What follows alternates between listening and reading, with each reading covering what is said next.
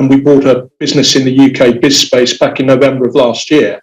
One of the reasons we did that is because we're quite interested in the government's levelling up strategy, because the UK, unlike Germany, is, as we know, very, very dependent for industry on the south of England. Germany really does enjoy the benefits of 7 autonomous regions and an economy that's fairly well geographically spread. And the levelling up agenda does, at least kind of point towards a UK aspiration to try and get closer to that. So what could the UK learn from Germany in that respect? I mean, you're right. I mean, there are cities like Munich that are way more prosperous than the rest of the country, but you don't seem to have these big regional inequalities, as you say. And what you tend to have is different specialisations, in each of the 7 regions. What we clearly have in the UK is in the south of England, and particularly within the M25, you tend to have everything. What levelling up might well, develop is more government concentration in certain areas of the UK, maybe more telecom specialisation in other regions. But, what you've got in Germany is, if you're in telecoms, you're a bit more likely to be in the West than if, for example, you're in car manufacturing, where you might find yourself in Munich or Stuttgart. Now, there's been a lot of talk post the pandemic about reshoring. It's something we hear a lot about in this country. Are you seeing anything similar to that happening in Germany? Yes, we are. Sorry, it's a bit of a cliche, but the thing we see is the just in case rather than just in time. Before the pandemic and, going back 2-3 years ago, what we saw is manufacturers trying to, minimise the space that they had storing goods and products, whether they were either being assembled or shipped out for sale. What we're now seeing is, continually increasing demand from manufacturers wanting to make sure of 2 things. One is that they've got months of supply of component parts so they can continue to manufacture if they get supply chain problems. And the other is that they're stockpiling, much, much greater degrees of their manufactured product. So if they have to stop manufacturing for any reason, they can still go on and supply what they're in the business of selling. And that's really, really pushing up the demand in terms of industrial buildings that are used for storage of both those items. Now, you mentioned earlier on you bought BizSpace, which is a UK-based business here at the end of last year. I mean, does that in any way dilute the sort of specially Germanic quality that some investors look for in your business? Well, I think it might do, but what I would say to those investors is, it's a timely diversification. Germany is, the strongest economy in the European Union. The UK is now outside of the European Union, but I think Sirius as a group is stronger for having 75% of its operations in that largest economy of Europe, but also having some diversification here in the UK. And I think we've been reminded of that in recent times with the troubles in Ukraine. All right, Andrew, we've got to leave it there. Good to talk to you this morning. Thank you. Thanks. Still to come here on Ian King Live. We'll have a look at how the markets are doing this Monday morning. Put your tin hats on, it's not pretty.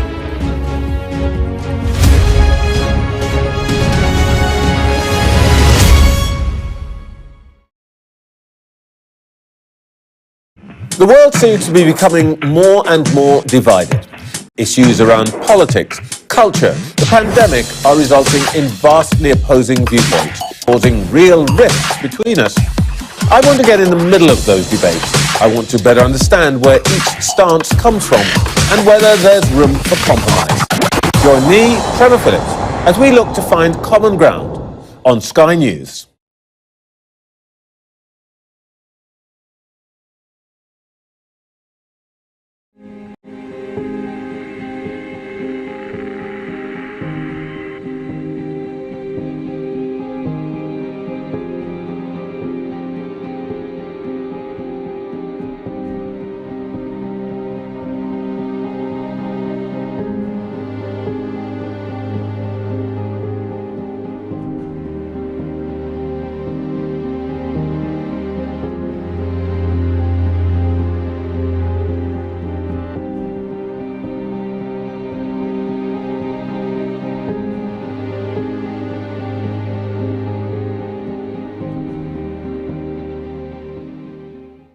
I'm Dan Whitehead and I'm Sky News' West of England correspondent.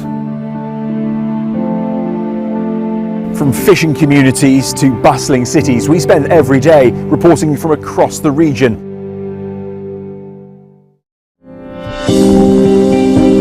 I'm David Blevins and I'm Sky's senior Ireland correspondent. Politically, the two sides are as far apart as ever, and it's over that question of who has sovereignty in Northern Ireland, the very issue that's been the source of tension here for generations. I've spent 25 years reporting the journey from conflict to peace. The political parties of Northern Ireland have reached agreement. We already know what the government gets out of this deal. What exactly does the DUP get out of it? Well, £1.5 billion. If there's anyone who might know how to fix Northern Ireland's devolved government, it's the American architect. Changes in circumstance require changes in approach. If we both contract COVID-19 and end up in hospital, religion's nothing. If there's a hard border, I think it'll cripple Contra.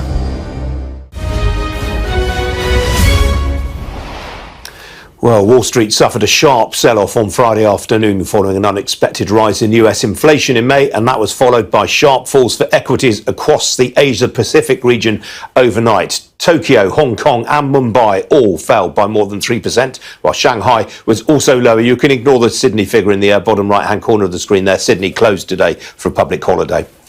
Well, in Europe, the rout has also continued. Here's the current picture. All of the main indices between 1.75% and 2% lower right now. And it's a similar picture in London. The FTSE 100 currently off by just over 1.5% in a broad-based sell-off. The biggest fallers in the FTSE this morning are travel and leisure stocks. That follows a fresh outburst of COVID, a fresh COVID scare in Beijing. The Premier Inn owner Whitbread is the leading FTSE faller, off by 4.75% right now, closely followed by Intercontinental Hotels. That is off by just over under 4.25%. Outside the FTSE, it's a similar picture. The travel catering firm SSP is off by 5.75%. EasyJet is off by 4%. For the bus and train operator Go Ahead Group, well, the shares have surged there by nearly 22%, and that is after it's revealed in the last hour that it has received 2 takeover approaches. On the foreign exchange markets, well, those miserable GDP numbers didn't do the pound much good this morning. Sterling currently off by 0.75% against the US dollar, off by just over 1/3% right now against the euro. The euro also slightly lower against the greenback right now. As for the oil price, well, that's fallen on the back of those latest COVID headlines coming out of China. A barrel of Brent crude currently changing hands at $120.16 a barrel. That is off just over 1.5%. Well, joining me today is Salman Ahmed, Fidelity International's Global Head of Macro and Strategic Asset Allocation. Salman, very good morning to you. The Friday, the May inflation number out of the US was an absolute shocker, wasn't it? I mean, it's really set the tone for some pretty severe falls.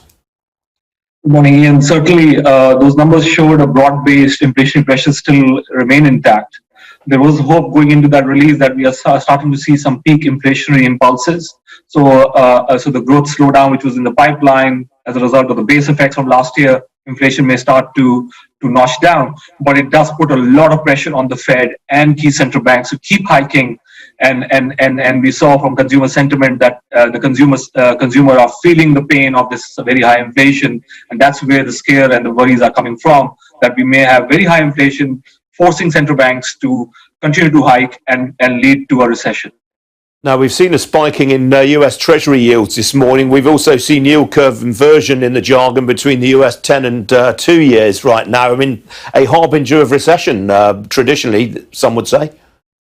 Historically, that part of the curve has very good predicting power in terms of forecasting a potential recession. So that's why the market is taking it quite seriously. And rightly so, because what it's saying is that the market is saying that the Fed may be able to be very hawkish in the short term, but ultimately it will have to cut rates going forward because it will basically destroy demand. So that's where the market's read is, and then that's translated into equity markets and other risky asset markets. What it feels though, Simon, is as if investors are having to rethink the extent to which the Fed is going to raise interest rates in response to this. Is that essentially what's going on here? Proper repricing of Fed hiking going on now. We have got around 175 basis point additional hikes priced in by September.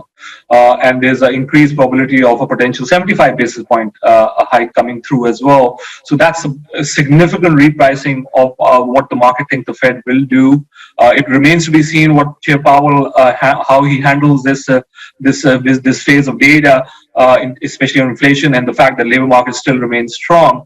The fact is that they are burdened by this bad forecasting they did last year on being focused on transitory, and that puts a pressure on them to continue to remain hawkish and committed to this very strong hiking, which potentially can lead to a recession.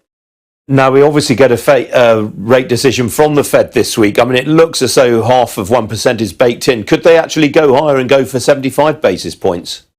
That would be a bigger shock than what the market is pricing in. The initial thinking is that they hike 50 and at least lay the groundwork for potential 75 down the line. In the last meeting, Chair Powell took away took 75 basis point off the table. So it obviously seems like it was very premature, given that inflation is so high. So that's where the thinking is. If the hike comes in at 75, that will be a major shock compared to what we're seeing already. And what about the Bank of England? We obviously hear from them this week as well. I mean, no doubt in your mind that they won't raise interest rates again? They have no choice. The question obviously on the UK front is that the growth damage is much more clearer and cleaner. We saw 2 months of now consecutive contractions. So UK seems to be more further ahead in terms of its growth slowdown compared to the US. And that puts a little bit of a stronger constraint on the Bank of England in terms of how hawkish they can be, because they are dealing with not only stubborn high inflation, but visible growth slowdown, whilst in the US, it's much more theoretical right now. All right, Simon, we have to leave it there, I'm afraid. Good to talk to you this morning. It's much appreciated. Thank you. Thank you, Ian. Still to come on Ian King Live.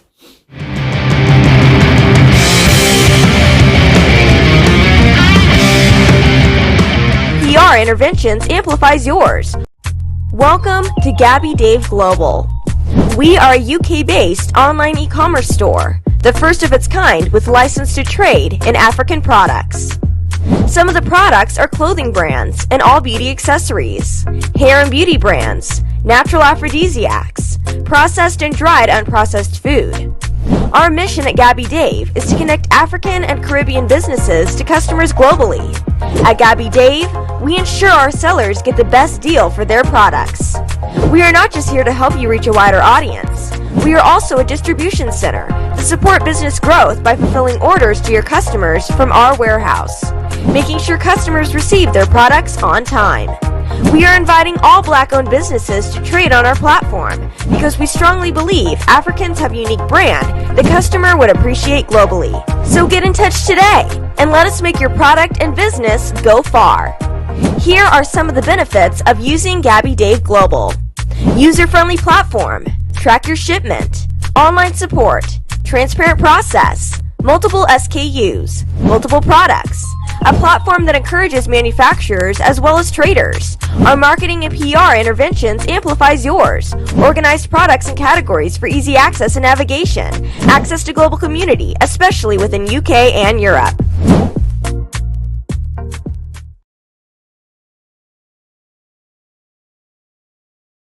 Yeah, and the best part is SendWave is absolutely commission free. Our exchange rates are excellent. You can see for yourself by checking them out on our website. So how do you use SendWave? SendWave is an app that you can download onto your phone from the App Store or Google Play Store. The app is free to download. After downloading it, just open the app and enter your name, email, and phone number. That's it. You're good to go. Make sure you use the promo code SR. S for Starr, R for Radio. This promo code will give you £5 free credit to send to Africa on your first transaction. Your money will be delivered to your recipient within seconds. Feel free to call me on 0749 7377 647 at any time. I'll be happy to tell you all about SendWave and help you in any way I can. Remember to use the promo code SR for £5 free credit. Medasse. Tune in to On Point here on Star Radio UK with Empress Regina every Monday at 5 p.m. GMT. Looking forward to your company. Hi everyone, it's your girl BB Clement, the author of How to Go From Employee to Entrepreneur and the host of your weekly business show, BB Means Business, the show where we discuss everything you ever wanted to know about business but you were afraid to ask. How do I start my business? How do I raise the finance? How do I grow my business? Where am I going to find my customers? Join me every Tuesday at 1:30 p.m. on Starr Radio UK to get all the information and tips that you need to become a successful entrepreneur and become financially free. Remember, don't let life dictate to you. Rather, put your signature on life.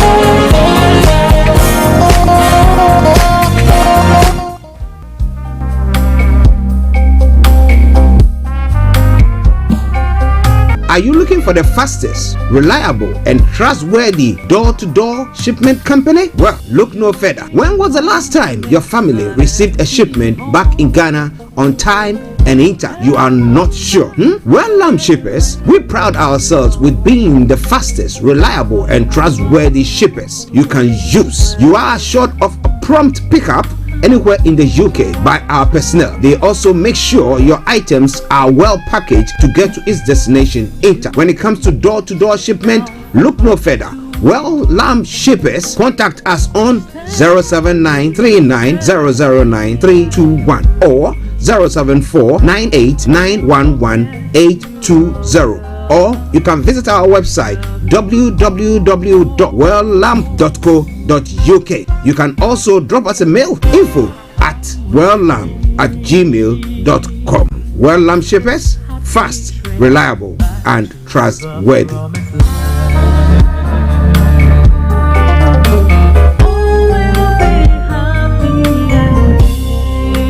Hi there.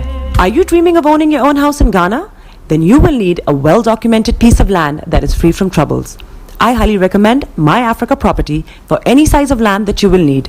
With My Africa Property, lands are available in Pram, Sopoli, Tohenia, Ogome, Dodova, Winneba, and many other locations at affordable prices. These locations are about an hour away from the airport, only 35 minutes from the motorway, 10 minutes drive from Central University College, 10 minutes drive to the beach, and close to Pram Senior High School and Ghana Men's Soccer Center of Excellence. For more details, visit our website www.myafricaproperty.com or call our UK office on 0208 123 2523. For our US and Canada offices, call us on +1 585 184 994145.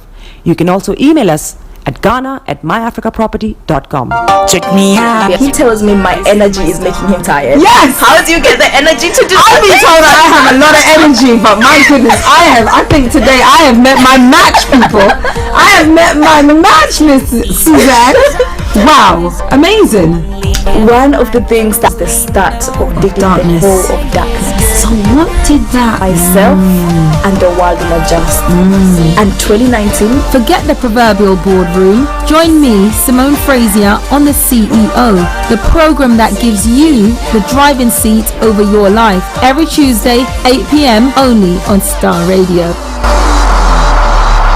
Getting onto the property ladder has never been easy until now. Join us this and every Thursday from 7 p.m. to 8:30 p.m. live on the Property Hour Show on Starr Radio UK, where we talk to mortgage brokers, property developers, estate agents, landlord, tenant, property consultants on how to invest or get into the property business and make money. You can't afford to miss this. The Property Hour Show is your best source into the property industry. Hi guys, this is your friend Uruj from SendWave. SendWave is a money transfer app that is used by people all over the world to send money to their loved ones in Africa.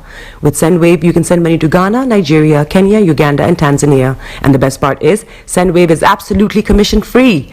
Our exchange rates are excellent. You can see for yourself by checking them out on our website. So how do you use SendWave? SendWave is an app that you can download onto your phone from the App Store or Google Play Store. The app is free to download. After downloading it, just open the app and enter your name, email, and phone number. That's it. You're good to go. Make sure you use the promo code SR, S for Star, R for Radio. This promo code will give you £5 free credit to send to Africa on your first transaction. Your money will be delivered to your recipient within seconds. Feel free to call me on 0749 7377 647 at any time. I'll be happy to tell you all about SendWave and help you in any way I can. Remember to use the promo code SR for £5 free credit. Medase. Hi there, this is CJ Buckman, your life coach. And whenever I'm in London, I listen to Star Radio UK right here. But guess what? You can listen to wherever you are. It's your ma. Show them you got the cocoa set. Ladies and gentlemen, it's your boy Harry Song, aka Mr. Songs. This is the Kingmaker Baba for the girls. We're here. This is Star Radio. We don't go nowhere. UK. London. We they call them London for home. For here, we they call them London. And that's how you know. Just have fun and stay blessed. Broadcasting worldwide, online 24/7. The best radio show. All around the world. In your car. At work. At home. On your smartphone. This is Starr Radio UK. Are you ready to turn it up?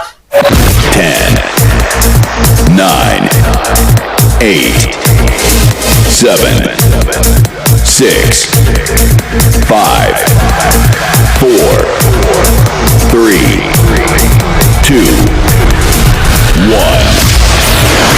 In your car. At work. At home. On your smartphone. Smile though your heart is aching. Smile even though it's breaking. When there are clouds in the sky, you get by. If you smile through your fear and sorrow, smile and maybe tomorrow you find that life is still worthwhile if you just smile. Hey, this is Archie and you're listening to Starr.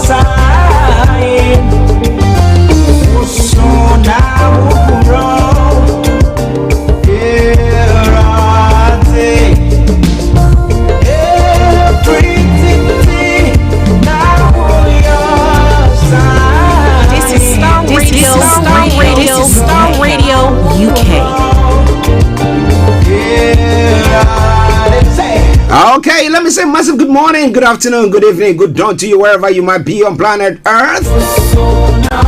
Welcome to the Monday edition of the morning show. Today is the 13th day of June, the year 2022. With a time now 10:39 from the House of London. This is Starr Radio UK, your favorite African and Caribbean radio station in London. Today is the 13th of June, as I said earlier on. The time now is 10:39. Depending on where you are, but a +1, +2, +4, -1, -2, -4, whichever it is. I want to welcome you to the greatest program in the whole wide world.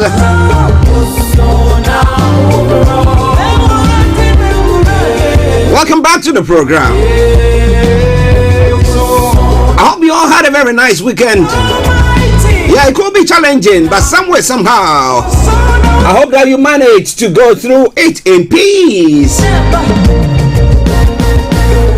Let me say good morning to the team for this morning. Mr. Frank Davis working in the background. Mr. Olayomi Koiki, HRH Linda Pallien, Coach D.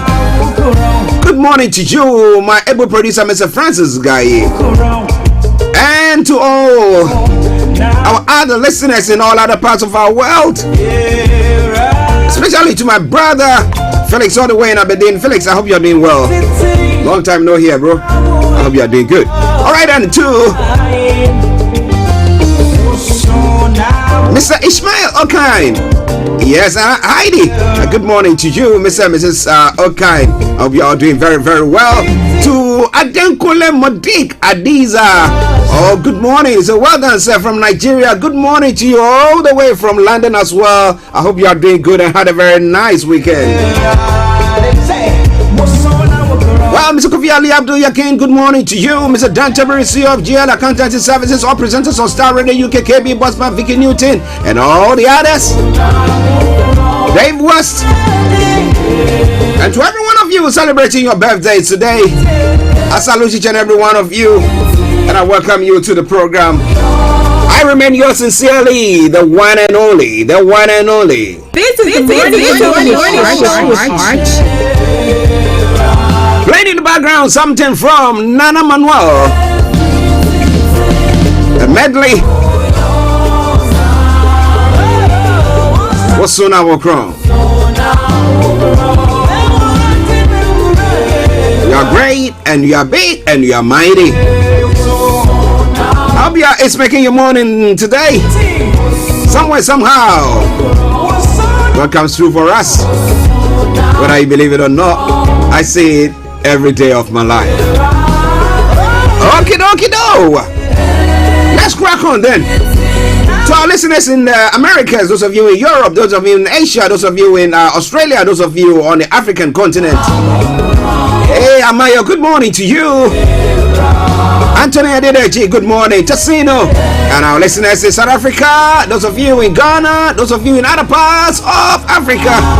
Oh, I know it costs you an arm and a leg to listen to us, but somewhere, somehow, you manage to listen to us every day. And I'm so appreciative of that. So once again, welcome to the program. Playing in the background still, something from Nana Manuel. But if it's the first time of tuning in to listen to us on this program, yes, on Monday, this is how the program goes. I'll bring you the quote for the day, the weather forecast will follow suit, then the travel updates. We'll move on from there to have a look at some of the stories making the rounds across the globe, known as Global Trotting. Then after that, exactly at 11 o'clock, we'll be having Mr. Olayomi Koiki, who will be joining in to bring you updates from Nigeria. We continue from there, and exactly more. At 12 o'clock, the lines are open for you to add your voice to the discussions. Whilst we look at some of the other stories making the rounds in other parts of the world. As I say all the time, from archaeology to zoology, from Accra to Zanzibar, if it's making the headlines, why not? I'll make sure we touch on it. But then we'll continue from this, and exactly at 1:30, my apologies, 12:30 will bring the first part of the program to an end, and then we'll cross over to Cyprus, where we have our own HRH Linda Pallien, who is going to be joining us to bring you Career 101. So in a gist, that's what's going to be happening. After that conversation, the curtains are brought down for the end of the program. So if you are sitting, sit very comfortably. You are standing, hold on to something. Get yourself a hot or cold drink, whichever is appropriate, and enjoy the ride. It get bumpy at times, but rest assured of a safe arrival. Good morning and welcome once again.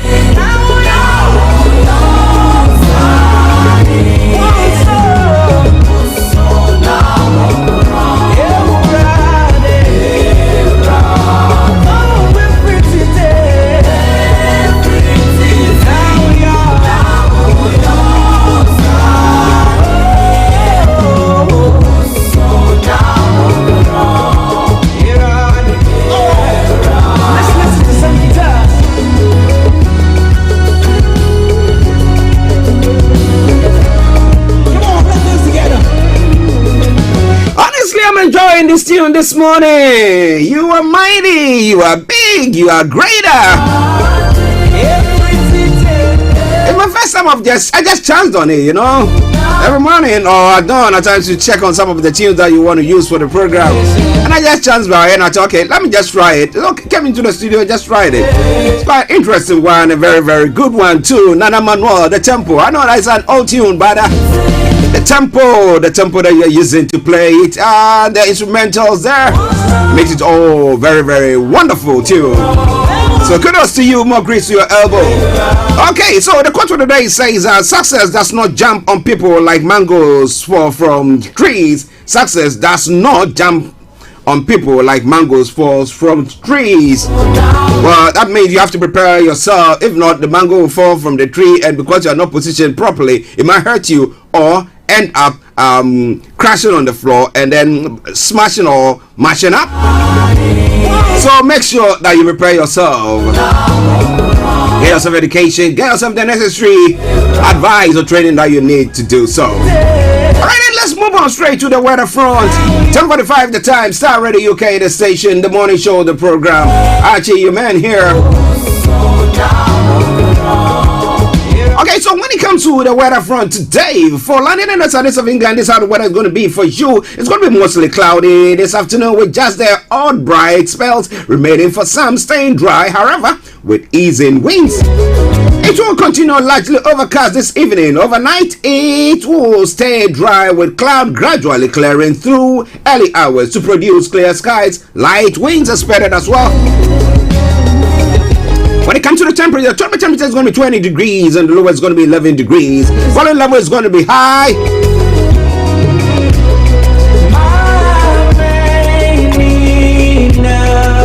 Okay, so I was hiding behind the scenes.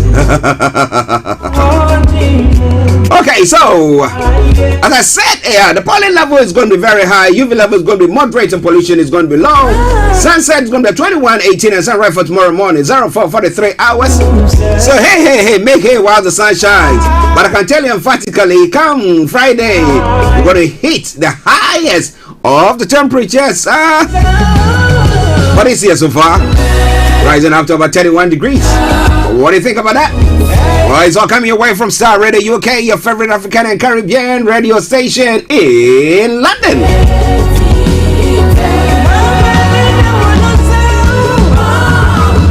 Alright then, let's move on. Now have a look at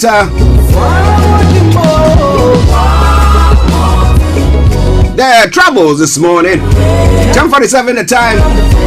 Let me move you straight to that. I promise you one thing, that when I come back, I'll bring you the rest of that music. Yeah, it is Starr Radio UK. It is your favorite African and Caribbean radio station in London. Tune in to On Point here on Starr Radio UK with Empress Regina every Monday at 5 p.m. GMT. Looking forward to your company. Check it out. Keep your eyes on the road. This is Starr Radio UK. Yeah, so keep your eyes on the roads, keep your eyes on the roads. I'll keep it navigated. I promise I'll be on the Starr Radio Travel Update that comes your way every weekday from 10:40. It's now 10:48 from the House of London. So, what is happening on your travels? You want to share with us? Feel free to do so. Now, on the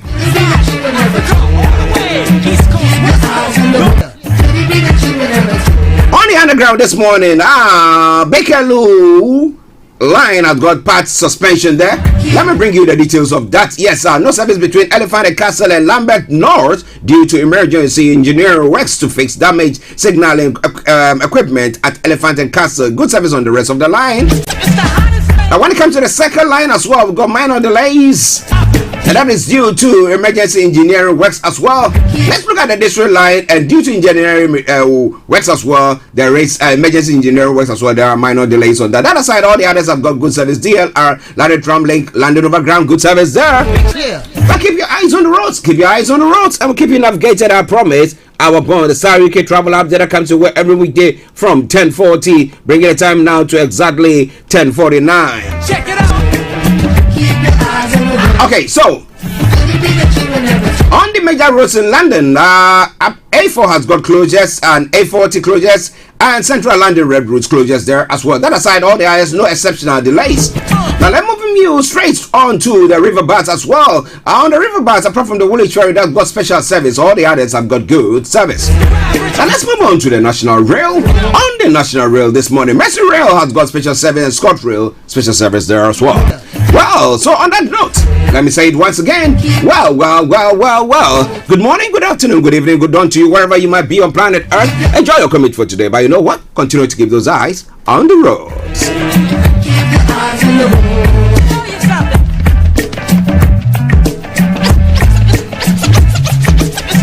Hi guys, this is your friend Uruj from SendWave. SendWave is a money transfer app that is used by people all over the world to send money to their loved ones in Africa.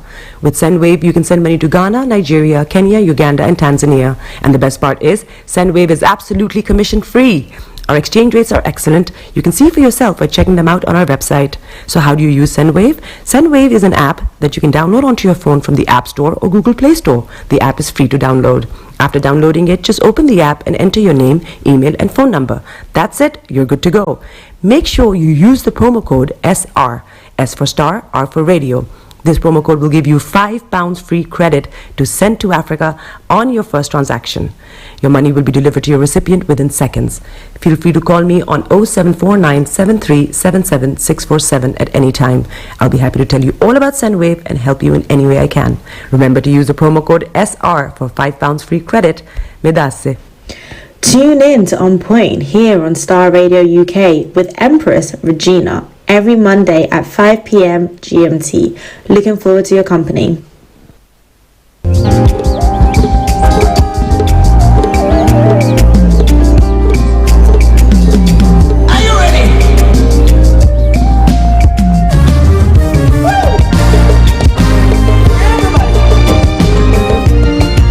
This is Starr Radio UK.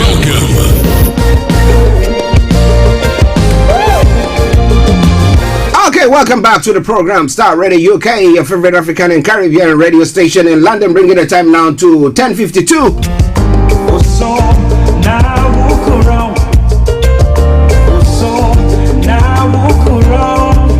And it's now time for Global Trotting, wherever you might be. So what's happening across the globe when it comes to where you are? You want to share with us? Feel free to do so.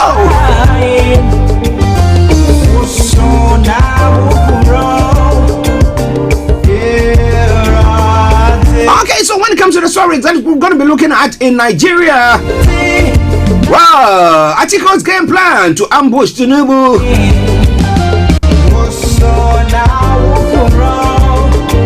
We'll be looking into that.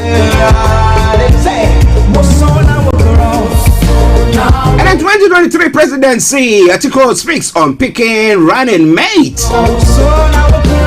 Who do you think will be a good mate for him? Somebody from maybe the southeast? And who in the southeast is prepared to run with Atiko? Well, that appeases those people in the southeast. Today is Monday, and therefore, for sure, we'll be having those in that particular state or those areas sitting at home once again. But we all know the evil that happens when people decide not to sit at home and go and just leave things to be until Monday passes. But what do you think about that? Well, but Nigeria has begun Democracy Day. What kind of democracy are we talking about here?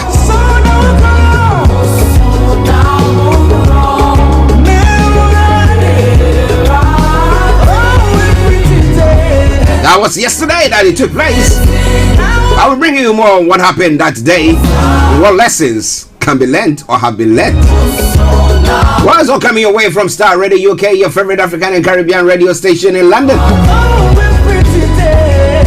Now we're going on straight to look at some of the other stories making the rounds in other parts of the world as well. More will coming your way from Nigeria.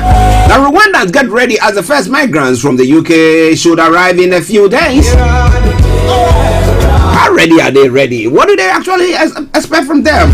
They're going to be seeing people who are living a better life than them in that part of the world, and how would that impact on their relationship with foreigners, especially those who have come via that route?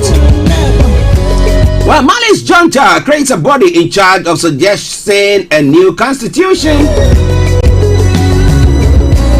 Do you think a new constitution will fix the problems of Mali? Well, we'll be looking into those stories as the day unfolds. Palpable audacity with no boundaries, loose cannon, Jiva Gomashi descends on Adomotre.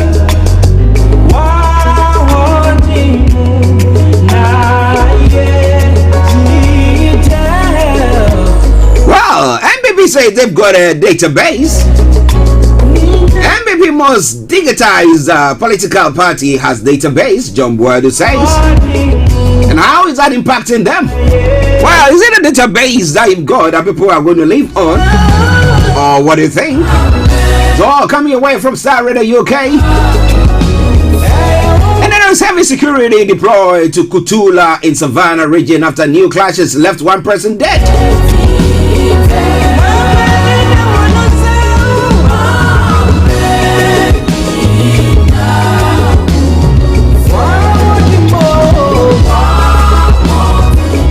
Minister said only a small portion of annual expenditure has been spent on National Cathedral, and the estimate is that we're going to spend up to 300 and something million dollars on that. And the question is our priority? Well, it's all Starr Radio UK, your favorite African and Caribbean radio station in London. Some will say you're doing something for God, so why do you relax or relent on it? Just get on.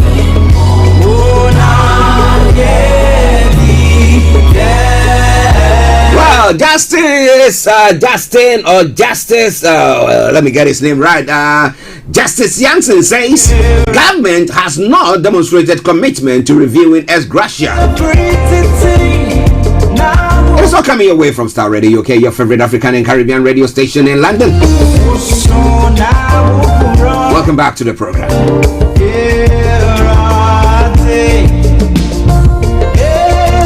Arise Ghana finalizes June 28 demo plans with the police. I'll bring you more on that front. If you want to go vent your anger during that demonstration, well, you can go on to do so. Not venting your anger in destroying things, but demonstrating. Okay, in other parts of the world as well, Kingdom City could be cut off if final bridge is destroyed. Russian forces could isolate Severodonetsk from the rest of Ukraine, regional governor Serhiy Haidai said.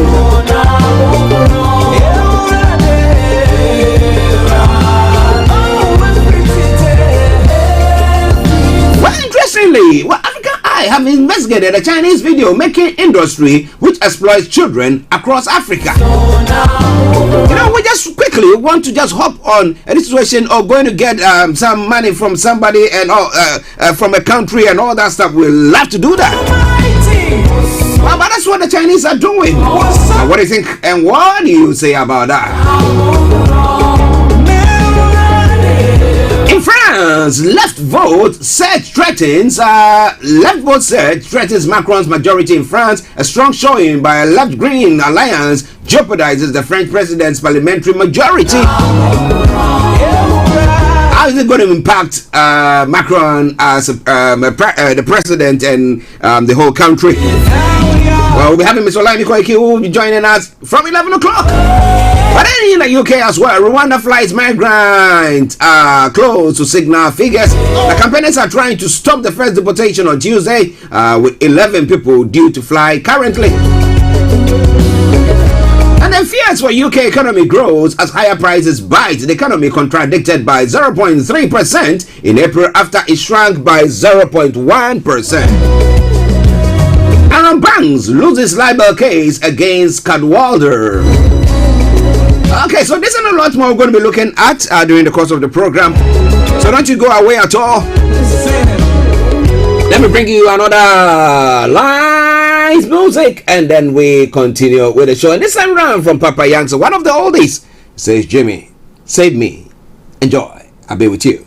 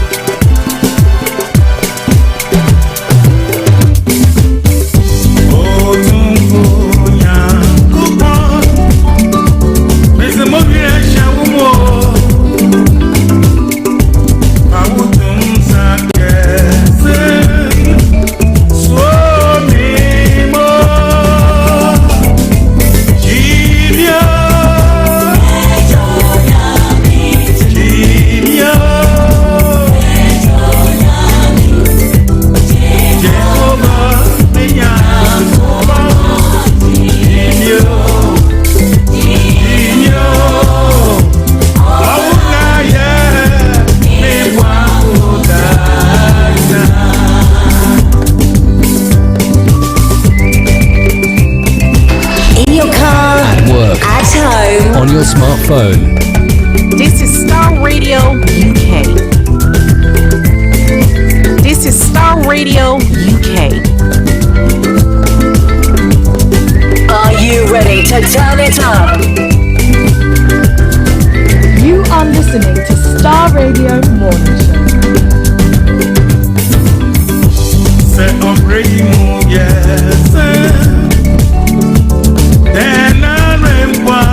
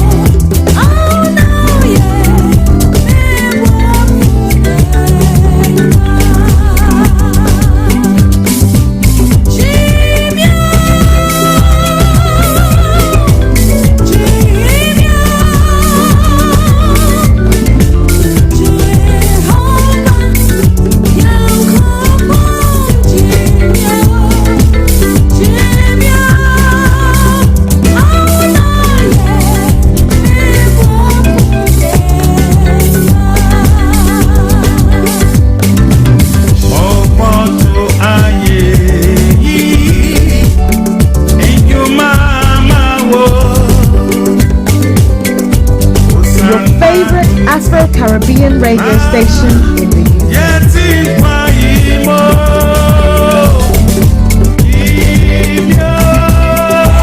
Starr Radio, radio for the people, by the people.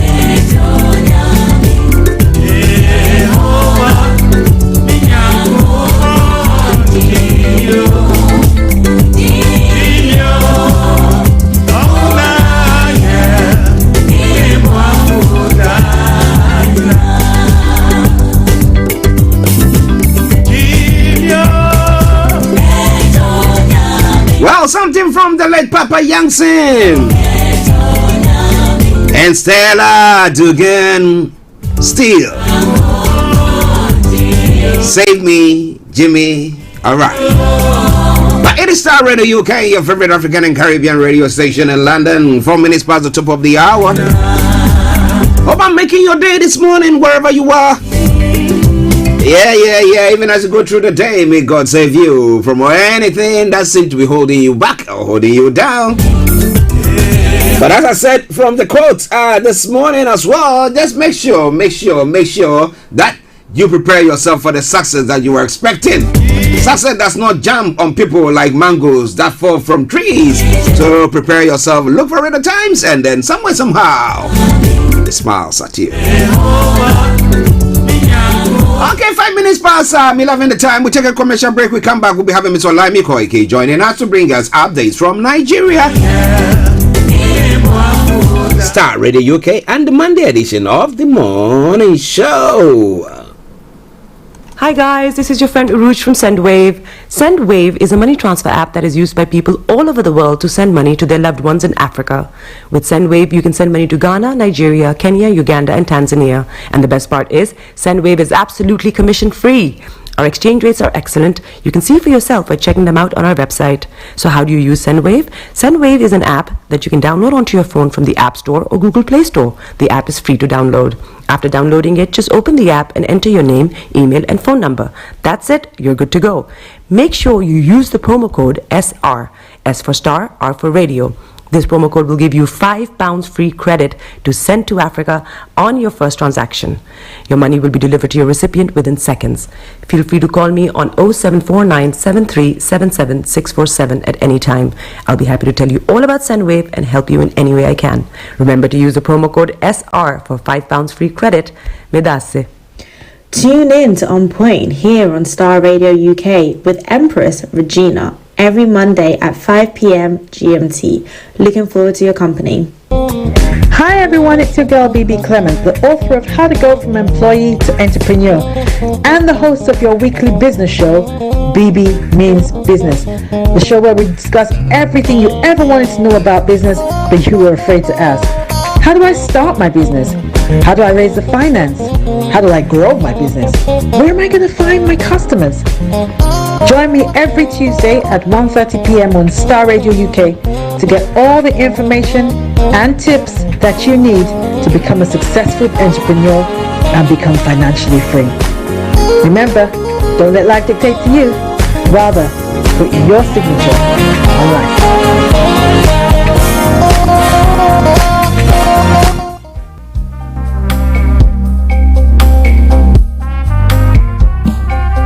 Are you looking for the fastest, reliable, and trustworthy door-to-door shipment company? Well, look no further. When was the last time your family received a shipment back in Ghana on time and in time? You are not sure?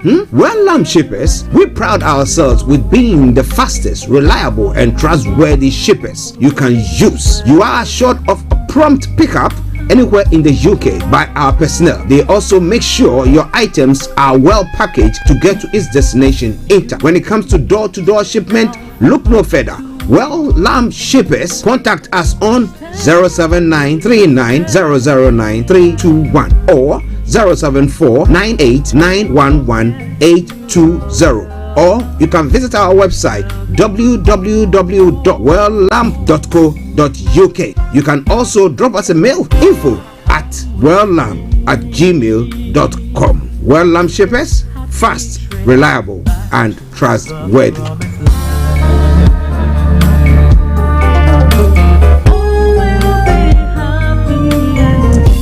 Welcome back to the program. It is Starr Radio UK, your favorite African and Caribbean radio station in London, bringing the time now to 8 minutes past 11. And we have Mr. Olayomi Koike in the house. And I'm saying, Yomi, good morning to you.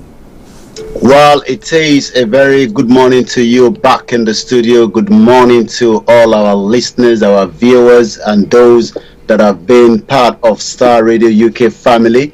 I'd like to say good morning and welcome to the Monday edition of the Starr Radio UK, where we bring you all the latest news and all the information that needs to be known in Nigeria at today, 13th of June 2022, 9 minutes past.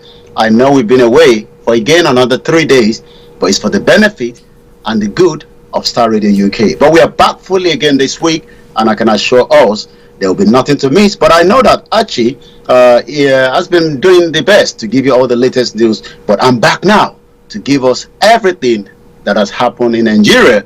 But not just only in Nigeria, there was a big noise in UK. I'll be discussing all that later on. Okay, listeners, Mr. Olayomi Koiki. Yes, he was working behind the scenes last week, but today in-house. All right then. Yes. So how are you? How was the weekend? How is the family as well?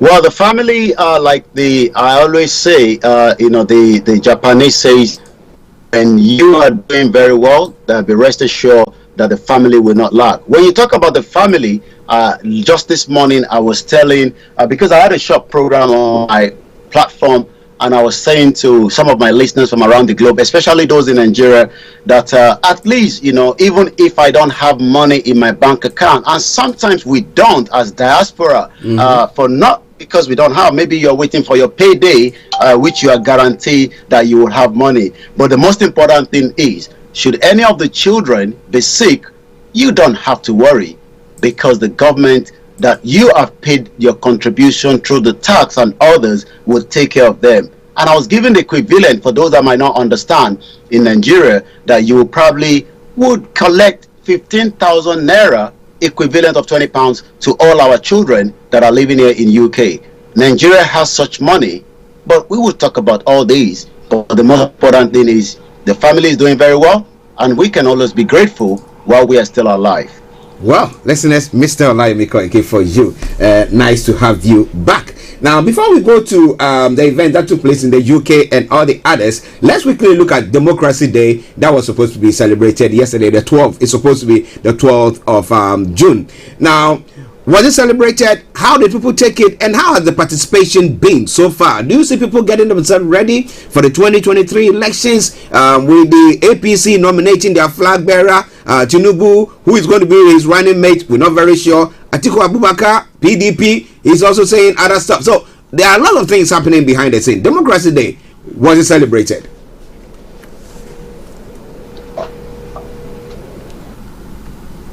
Hello, Yomi. As usual, I know we're having, yeah, I can hear you, but I do know that we're having, some internet glitch, which we're going to be resolved, hopefully before the end of this week. And that's the reason why there was some kind of break in transmission. But what we can say is that we do apologize to our listeners, but be rest assured that Star Radio UK is working on that. Yes, Democracy Day, and what led to Democracy Day that a lot of the politicians in Nigeria have enjoyed is nothing more than the death of one man that has led to where we can talk about democracy. His name is Moshood Kashimawo Olawale Abiola. He's only been recognized some few years ago as GCFR, a president that was never given the opportunity. We wouldn't know, maybe, to change the dimension. If you just give me about maybe 10 seconds, okay. I'm going to come back on. Yes, listeners, just bear with us. As we are broadcasting from home, we do have the little ones as well who are assisting our production back at home, working on some of the issues. So he's working on it, and it's called Yomi on there. But what do you think about the Democracy Day?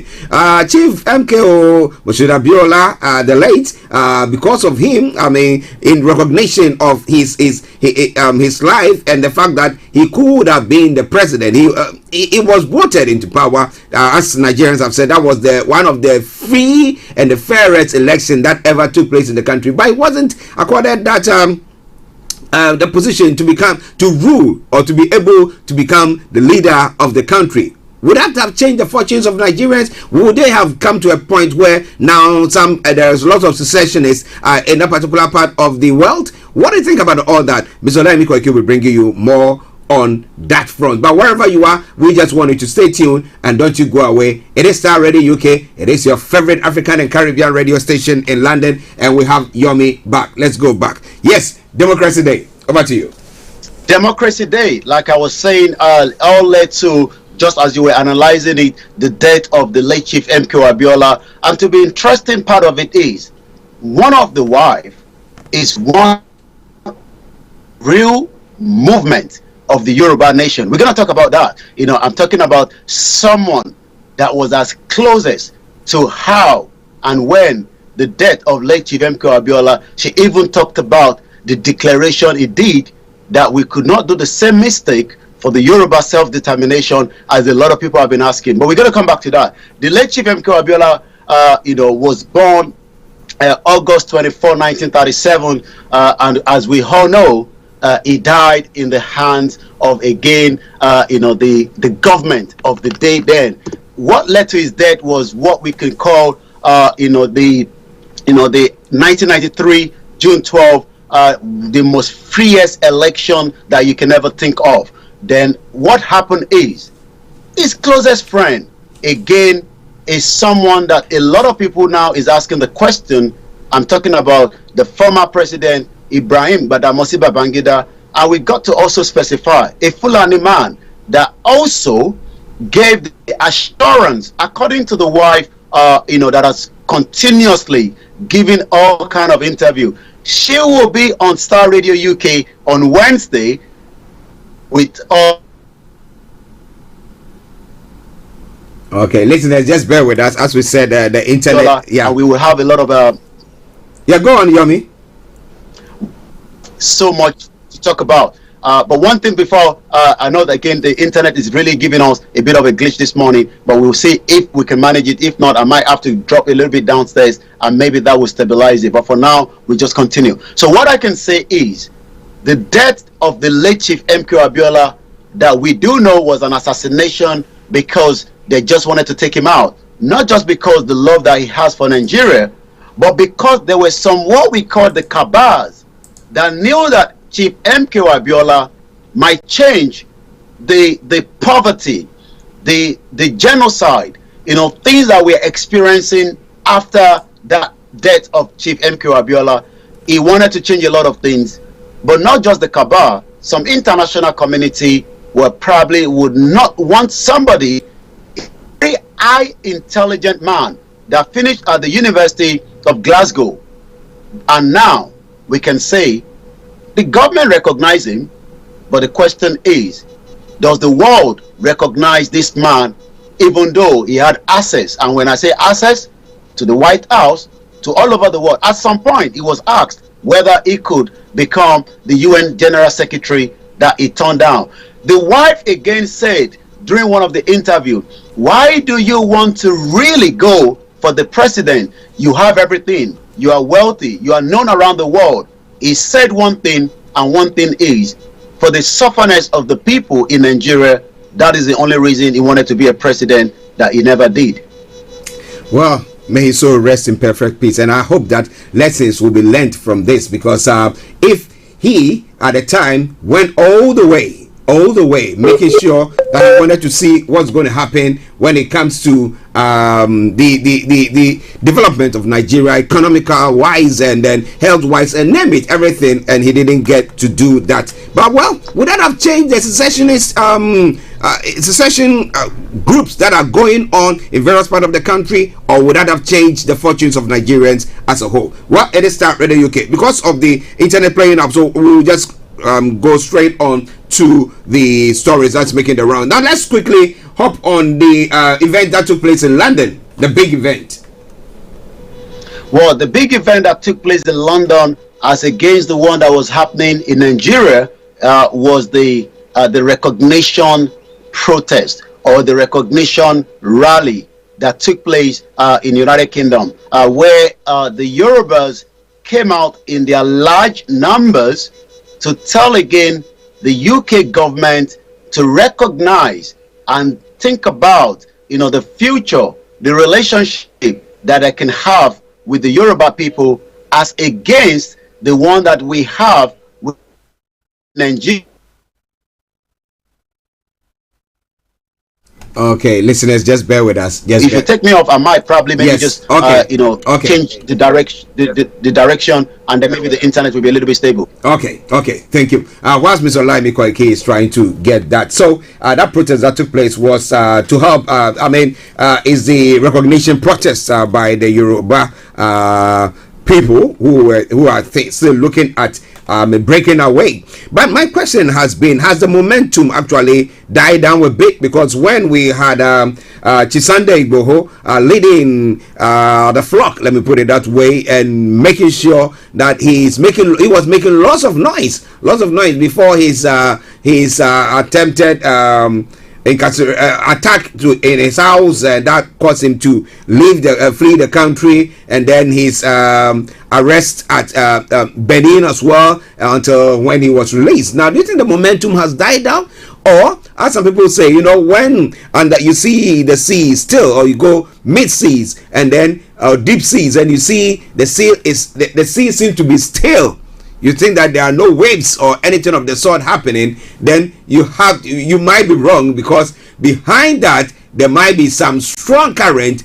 underneath the surface. Now, what do you think about all that? Well. Mr. Olayomi will be bringing you more on that front, on the protests that took place in London over the weekend as well. Now, other stories that we're going to be looking at is the parents. That is the various parties who have got their own presidential candidates and stuff like that. Now, who are they going to be picking as their running mates? Now, we know that the PDP leader, who is from the north, Atiku Abubakar, will definitely choose somebody from the south to be his running mate. Now, as whether he's going to choose somebody from the southeast, which the southeast have been clamoring for, that we have to be leaders of the country, or we have to be given or ceded the position to run as president for the country, which we've not had the privilege of. And we know what one of their cries has been the marginalization of that group, okay, or that region. And do you think, that's what a question I need to find out, do you think that if they choose a running mate from the southeast, it will appease them or not? We'll be looking more into that. We have Mr. Olayomi back, so now let's go back to him. We hope that the internet is stable now. It looks like that. Okay, so Yomi, let's go on to the recognition protest that took place. Well, like I said, that recognition protest started from the National Gallery in central London at exactly 11 o'clock, where more than 500 Yoruba from different parts of the globe, came down, in their numbers. Also, we then led from there to number 10 Downing Street. But not just that alone, it was then moved to the Parliament again, where a 1 minute silence was done for the late Chief MK Abiola, like we've mentioned. And also remember that the week yesterday was exactly 1 week that people were killed at Owo in Ondo State by the Fulani terrorists that took place in that particular state. Likewise, from there, we moved to the Nigerian High Commission and then end back again to the Trafalgar Square. Those that spoke, Chief Sunday Igboho sent his message that was, put out, and likewise, like I said, the closest person that knew more about the death of Chief MK Abiola, I'm talking about Chief Mrs. Abiola Onitiri. She also sent a message and a greetings, and the reason why the Yorubas, should be out of Nigeria, as we speak right now. Also, the leader of the movement, Professor Banji Akintoye, also spoke from Benin Republic. Remember, he has been in Benin Republic ever since Chief Sunday Igboho, was also about to be assassinated, and he had to move to Benin Republic. So all that was not just, for those that were at that event yesterday. I can also say that over 1 million people from around the world were also glued, to watch the whole, protest. We also had more from Ghana, also from Libya, from Malaysia, and likewise from Sacramento in America, in California, all over the world. There was a peaceful gathering of the Yoruba people that are saying now to the world they want a recognition to finally opt out of Nigeria. Well, listeners, Mr. Olayomi, I keep bringing you updates from Nigeria. We thank you very much for staying with us. But on the recognition protest, now let me ask you one question. I mean, I know that you affiliate with the Oduduwa. Okay, do you think the momentum has died down after the attack of on Chief Sunday Igboho's residence? Do you think the momentum has died down? Well, I might think so, but I will say that I will not think so, because we know that those back home, which we are really, people might say that maybe it's the diaspora that probably want a change in Nigeria. But yesterday, it was again proved otherwise, with also thousands of Yorubas that were also at the MK Abiola Stadium to again remember him and again to ask for recognition of the Yoruba people. After I came back home, I was watching all the videos, and I can tell you that the Yorubas at home are as much as ready as so those that still believe that the APC or the PDP or the Labour Party will lead them out to a better Nigeria. So we now have those that are now also more in numbers. Remember that 5 million Yoruba people.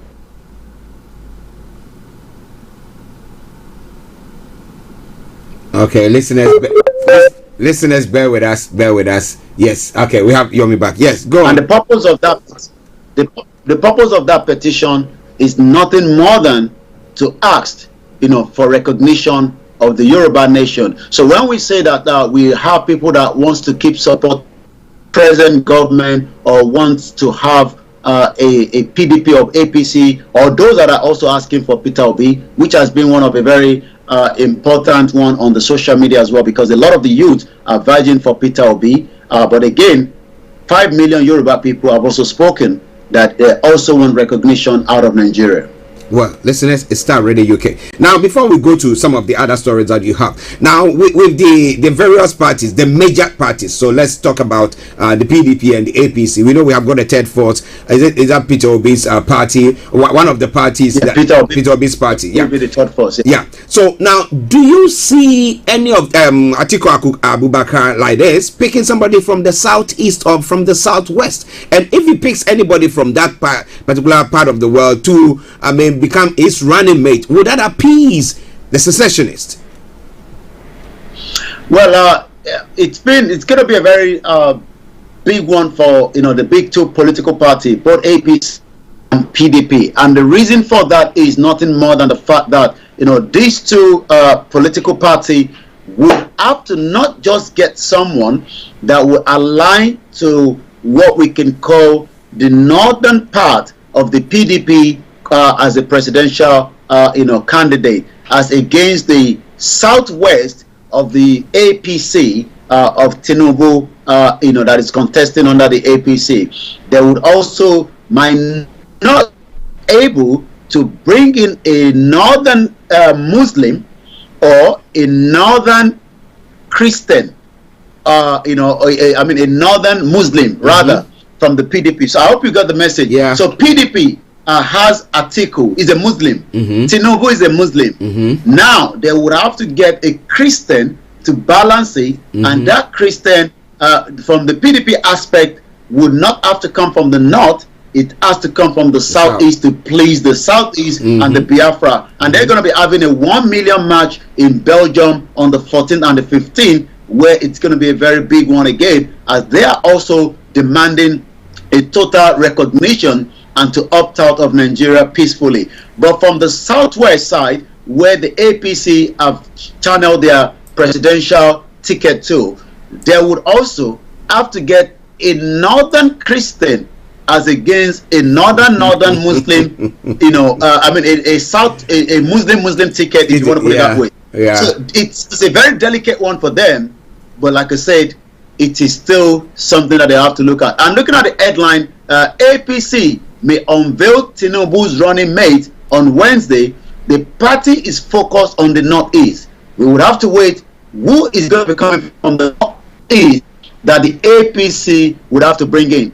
They probably would have to look at it, but according to what we have, Tinubu will conclude consultation with the party stakeholders, including the governors, by Tuesday tomorrow, and would announce his running mate. So it doesn't seem he wants to leave that too late, so that maybe people might look into it quickly and decide that they will have to settle with that. It was also learned that the APC governors and the stakeholders had agreed that the Northeast should produce the vice president of the party. Tinubu, who emerged the APC presidential candidate at the party's primary on Wednesday, might settle for a Muslim as his running mate.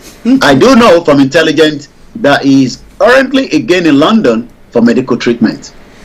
Well, as I said last week, I said, well, somebody who was under the flag and you could see that his hands were shaking. He needed the help to hold that flag. And you want the president want to be the president of the country? Well, maybe he has people around him who will be doing the work, and he will be chilling out in London for medical treatment. What do you think about that? It's all coming your way from Starr Radio UK. Mr. Olayomi Koike in our North London studios. I'm Archie in the South studios. Okay, so we'll go to Yomi for some of the other stories making the rounds. Over to you, Yomi. Well, 29 minutes past 11, and let's go straight to it because of the time constraint this morning. Once again, you're watching the Starr Radio UK morning show, and my name is Olayomi Koike. Blackout worsened as the grid collapsed for the 5th time in 2022. The APC, during their campaign, did promise Nigeria that they will provide power, they will provide everything that Nigeria needs. But that doesn't seem to be going according to that. So blackout worsened as grid collapsed for the 5th time is the headline. Democracy Day. Governors demand credible election. OPC don't decry feeding bottle federalism. It seems that more people will be more interested in the election that might come true or might not come true, depending on which side of the coin that you are looking at it from. But according to what we know, the state governors and other dignitaries on Sunday made a case for credible elections in the country. And the question again is, have there ever been a credible election before 1959? Because we know that the first election was rigged by the British government in 1959, and the most freest election in 1993 was again rigged, by another, Fulani, president, General Muhammad Ibrahim Badamasi Babangida, that promised the late Chief M.K. Abiola that he would hand over power to. But it seems that the power, according to the social cultural group Pa Ayo Adebanjo, that the North does not want to leave power. But now that they've shifted the power, according to what we know, the present government to APC to the Southwest, does that mean that everybody will also align? Because what we've seen is, just after the primaries, there's also been some decamping from the APC to the PDP. So we're going to see how it goes. Democracy Day celebration commenced at the Eagle Square is the headline, as we also go into. I won't withdraw from senatorial race despite PDP candidate. It is only in African countries it is a do or die affair when it comes to election in African countries. So that is also coming from the headline this morning. We're going to go straight to one or two more, and then I'm going to come back again to you in the studio. Once again, if you've just joined us, remember that Starr Radio UK, you can follow us on all the social media handle, but the best way to listen to Starr Radio UK is to visit our website, www.starradiouk.com, where you can listen to the podcast, the entertainment, the blogs, all the reporters, where you can find out the reggae and the property hour and everything that you need to know, especially when it comes to the money man himself, where he gives you how to save cost, especially in a country like United Kingdom, where everything is rising as very fast as you can think so. So let's go back again to more auto headline, and then I'm going to come back again to you in the studio. Politics is really playing at the moment, but I love to look at the business because they can play politics, but millions of Nigerians still remain as #1 capital poverty of the world. Experts raise alarm as political spending and others pushes the currency in circulation. What we do know is, from evidence base, even those that arrived from America, because one of our listeners that came back to Nigeria, she has actually left back to America, could not even get the dollar. Remember, when you send money to Nigeria, it has to be given to you in a dollar rate from the bank. But the question is, throughout the time she was in Nigeria, she couldn't withdraw any money that was our money that she worked for in America, because there was no dollar in the banking system where she wanted to withdraw the money, because they're not going to give her an naira, because that's the new guideline. But expert raises alarm as the political spending and others pushes currency in circulation. Fixed income trade on Nigeria rises by 687 billion in May, and again Fidelity, Unity Bank and 7 others reported 227 billion insider loans to directors. I'm going to look into that, because it is the layman that is suffering, but it is the big man that knows everything about inside trades. It's not just almost everywhere. In the sporting arena, we know that there are inside businesses that goes on, and just like the bank as well. According to the story, Fidelity Bank PLC and 8 other deposit money banks in Nigeria granted a sum of 226 billion naira loans and advance to entitles control by the key management personnel and related parties in 2021. Analysts of the bank's 2021 financial account has reviewed. This is an increase of 11.5% from 202 billion naira loan advance granted by 9 banks to key management personnel and related party. That means that the money that should have been used for most Nigerians that are struggling, whether the artisans or those that just wanted to set up a small-scale business, if you don't have the big collateral that you can never get, there's no way you'll be getting money from some of these banks. Let's look at some of those other banks that are involved in this inside trading. The Unity Bank of PLC, Wema Bank, Access Holding PLC, United Bank of Africa, UBA, Zenith Bank, Guarantee Trust Holding, and the FCMB Group and Sterling Bank. These are high-end banks in Nigeria that could not lend Nigerians money, but they were doing inside trade. As we do know, like I said, this happened across the globe. Star Radio UK, I'll come back again to you in the studio because of time constraint. And then when we come back, we're going to go straight into what is happening on the social media before we bring the show to an end. Yes, listeners, Mr. Olayomi Kweke in our North London studios. I'm Archie here in the South studios, looking at some of the stories making the rounds from Nigeria. Updates from Nigeria that comes your way every weekday from 11 o'clock. Now, Yomi, interestingly, you did talk about the permutations that we were looking at earlier on. But my question is, are people with the protests that you saw, the video that you saw and everything, are people ready to still go and vote? And if they are, what percentage do you think are ready to? Okay, yes, we are fighting for Dodoa, we are fighting for indigenous people of Biafra, we don't want to be part of it, but still, you know, some people will want to go. What percentage do you think are willing to go and vote? And that might just take us back into the social media, because the fight of the Nigeria today is all happening on the social media, because the social media has actually opened up, you know, the engagement. The social media has opened up what a lot of people never knew about who Nigerians are, or who is in Nigeria, or what Nigeria is all about. But like you did talk about that, it all happened at the TBS, which is Tafawa Balewa Square in Lagos, where there was a concert.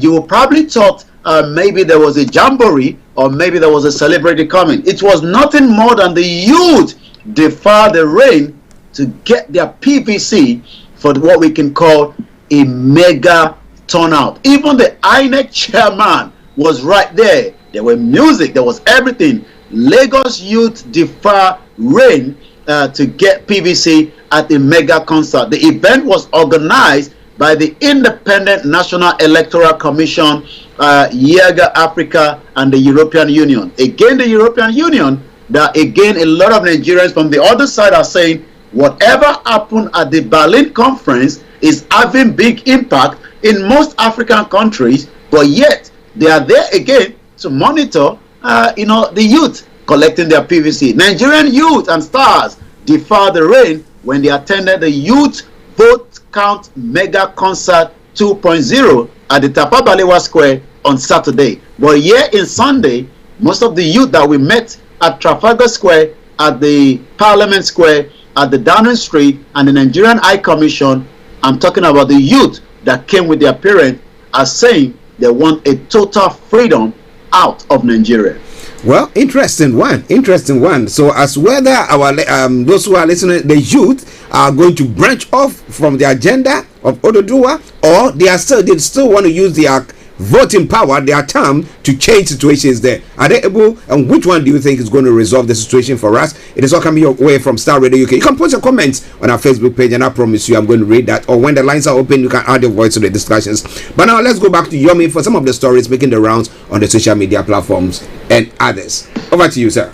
Well, Peter Obi for president is trending right at the trending news from Nigeria this morning. Again, Peter Obi, as we know, is the candidate for the Labour Party, and it looks like more people, more youth would prefer him as against, the devil that they've known before. So let's take a look at, one or two people, that have put a comment around Peter Obi. This person says, retweet for Peter Obi, like for Kwankwaso, and the person also says, a friend once told me in March that before the end of May, the Peter Obi movement will be a forgotten story. Today, he called and said, Ejike, how I go take join una movement? What is coming is bigger than what we imagine. The question we got to remember is, should even Peter Obi become the president, or after the election and is becoming the numbers that is more bigger than the APC and the PDP, will they allow him for the final result? Remember, the APC is in government. Even though PDP decided to give it back to the APC, they could have manipulated it, but they let it go because Jonathan says does not have any blood in his hand. Are we going to see this government doing so, or the Yorubas and the Biafra will probably have left before the election? All these is going to be an interesting time, as we continue, what is coming up. Democracy Day was also trending, and also June 12th is on number 4, and I'm going to take one or two from June 12th. I'm going to come back to you. And looking at that from at Yoruba Nation, London, UK, Yoruba Independence Rally, which was yesterday, with all beautiful pictures and the flag. And like I said, a 25-meter long flag was also unveiled yesterday in London. Also, these are from the Senegal, the Yoruba One Voice Senegal chapter for a greater Yoruba nation. 1999 constitution is a fraud. Yoruba nation now. Hashtag Yoruba nation now.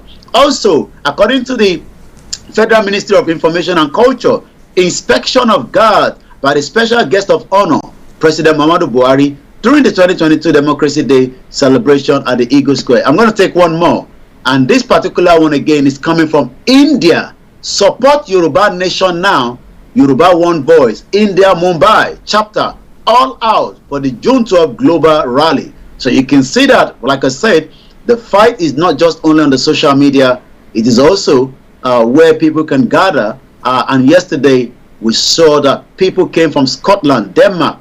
Someone actually flew back from Nigeria. So rather than have the June 12 rally in Nigeria, he decided to have it here in London. And like I said, time will tell the situation as we see it in Nigeria. But remember that Starr Radio UK will be covering everything that you need to know. I'm going to give how many days left before the election or no election, as we know that both sides are demanding recognition, while some are saying we still want to be part of Nigeria. And as I can say to you, 242 days, 13 hours, 17 minutes, and the seconds keep coming down. Whether there will be no election in Nigeria or whether there will be, everybody will find out as time continue to push for it. Well, listeners, Mr. Olayomi Koiki, for you. Do you have any comments pertaining to what we discussed? For free and post it, and then we will also read that out as well. Now, you said Chief Abiola, Mrs. Abiola will be joining you on Niger Voices on Wednesday. Yes, that is already been finalized, and she has said that everything that we need to know, especially for our listeners on Starr Radio UK, she'll be pouring it out. So if you are not aware, keep the time and the date for Wednesday this week, where Chief Mrs. MQ Abiola, the wife of the late Chief MQ Abiola, she was with him throughout, the contest, the primaries, in Jos, everything that you might want to know, about MQ Abiola before he was picked up. She was the last person, and she did talk about it, that she shouted so much that they were going to kill her husband, but nobody took it serious, and he was finally killed. And that is why she has said again that this time around we will not do the same mistake that her husband did by declaring to be the president in Ekpetedo in Lagos. If we're going to declare Yoruba Nation, we will put all the measures in place so that we do not do the same mistake that her husband have done. All these you will find out more when she's come with us on Starr Radio UK Niger Voices at exactly 6 p.m. It is a program that you don't want to miss, and I can assure you, as a lot of people have said, they say she's a very, very fire woman when she's speaking with her boldness. I hope that if you've not listened to Niger Voices before, at least let it be your first time. Listen to it, and I tell you, you will never want to miss it at all. Now, a quick one on the 1 million signatories petition thing, because I knew that she was part of the people who were speaking for that. 5 million. 5 million, my apologies. Now, what has happened to it? Has there been any response from the federal government? Has there been a response from the UN? What has happened? Well, what she said is, and she's going to be talking more on that as well, because there's also the process of the passport that is currently ongoing right now. What she has said is 5 million petition from the Yorubas have now been sent to 100 countries around the globe, including the United Nations. They are giving the United Nations ample of time, but what she said is, whatever, even if the United Nations should not look into it, they will continue with the final stage of what they want, which is the Yoruba nation. So yes, 100 countries out of the 195 have received that petition. Some, according to her, are now prepared to work with the Yoruba people, and they're just waiting for the final touch. And like she said, which she's going to be explaining when she comes on Star Radio UK on Wednesday during the program, she'll be telling us a little bit more about 5 million petition is now in the hands of 100 countries around the globe. Well, listeners, so do you think that you have any questions for Chief Mrs. Abiola? Feel free and just send it to us in the studio. We'll serialize it all nicely, and Mr. Olayomi will be putting it across to her, so that your questions can be addressed as well. But as much as we can, whilst on the program, if you post your comments or anything, we'll be reading that as well. Okay, Yomi, before we go. Well, don't touch the dial, because you still have Archie to take you through, the last part of the segment of today's program. But be rest assured that I will be back again same time tomorrow at exactly 11 o'clock. Once again, this is Star Radio UK. It is your finest African and Caribbean radio station in London. If you're sending money home to your loved one for the first time, you can also remember to use Send Waves, and you can also take advantage of the code, which is S for Star, R for Radio. My name is Olayomi, and I'll be back again same time tomorrow at 11 o'clock. Bye for now. Bye. Thank you very much. Listeners, that was Mr. Olayomi bringing you updates from Nigeria. We're going to take a musical break, and then we'll continue with the show. And this time around, let's join the Zongo man himself. He thinks that using the ballot box to give the politicians a bloody nose will fix the whole thing for us. Now, would you, if you're a youth listening to us in Nigeria, you went for your PVC yesterday. Now, how do you see the whole process? Do you want to go vote? And you think that you can use your vote to actually change the fortunes of the Yoruba people, or the Biafra people, or the whole of Nigeria? What do you think? I want to know your take on that. Feel free and put your comments there. But enjoy the song from the Zongo man. It says, use the ballot box.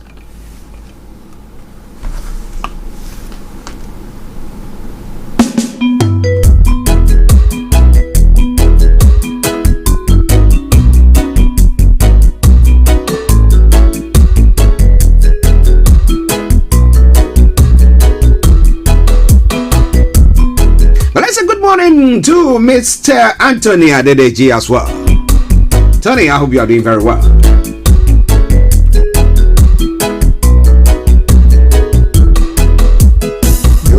the ballot box. Use the ballot box. Use your vote.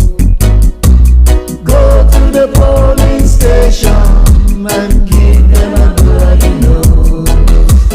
Go to the polling station. One man, one vote.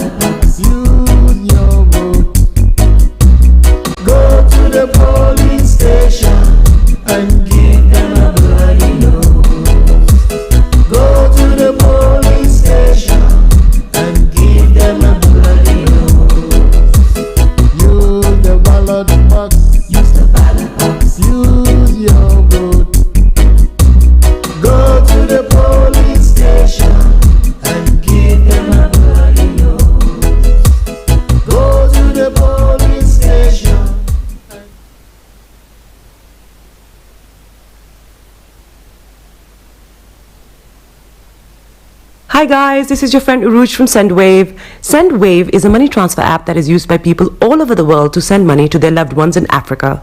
With SendWave, you can send money to Ghana, Nigeria, Kenya, Uganda, and Tanzania. And the best part is, SendWave is absolutely commission free. Our exchange rates are excellent. You can see for yourself by checking them out on our website. So how do you use SendWave? SendWave is an app that you can download onto your phone from the App Store or Google Play Store. The app is free to download. After downloading it, just open the app and enter your name, email, and phone number. That's it. You're good to go. Make sure you use the promo code SR. S for Star, R for Radio. This promo code will give you £5 free credit to send to Africa on your first transaction. Your money will be delivered to your recipient within seconds. Feel free to call me on 0749 7377 647 at any time. I'll be happy to tell you all about SendWave and help you in any way I can. Remember to use the promo code SR for £5 free credit. Medasse. Tune in to On Point here on Star Radio UK with Empress Regina every Monday at 5 p.m. GMT. Looking forward to your company. Welcome back to the program. It is Star Radio UK, your favorite African and Caribbean radio station in London, bringing the time now to 7 minutes to the top of the hour. That's in 7 minutes to 12. Okay, the lines will be open at 12 o'clock for you to add your voice to the discussions. But wherever you are, stay with me. Don't go away. Don't touch the dial as well. Anthony, like I said, I hope you are doing very, very well. Thank you very much for joining us once again. All right, now, so let's move on to some other parts of the African continent. Look at some of the stories making the rounds there as well. But let's start from Ghana as well. Now, over 20 students of Islamic SHS injured after police allegedly shot to disperse crowd. That's breaking story coming true. Breaking news coming true. The story says over 20 students of the Islamic Senior High School in Kumasi have been rushed to the hospital following an alleged clash with the police. Now, sources say the personnel were deployed to the school to maintain law and order. The victims were said to be part of a group of students who blocked the Abrepo Junction Barikesi Road to protest pedestrian knockdowns involving students and teachers of the school. Now, angry students marched up on the road in protest as they called for construction of speed ramps on that section of the road. Now, reports indicates there was a vehicular and human traffic on that stretch for more than an hour before the police were called in to clear the road. However, academic work has been grounded as parents frequent the school to check on their wards amid heavy security. Well, so as and when we have more on that breaking news, I'll be bringing that your way. There have not been any casualties so far.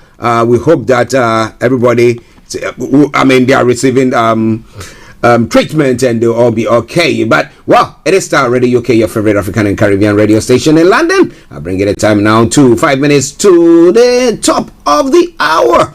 Now, interestingly, only a small portion of the annual expenditure has been spent on the National Cathedral. Meanwhile, when the government was coming into power, what did they say about that? Well, the Finance Minister, Ken Ofori-Atta, has revealed that just a little portion of government's annual budget has been spent on the National Cathedral. Now, speaking on the state broadcaster yesterday, Mr. Ofori-Atta described the project as a righteous one that is key to national transformation and spirituality. So, if you're listening to me and you hail from Ghana or you reside in Ghana, now, do you think the building of this edifice, which is costing the country up to the tune of, call it $300 million,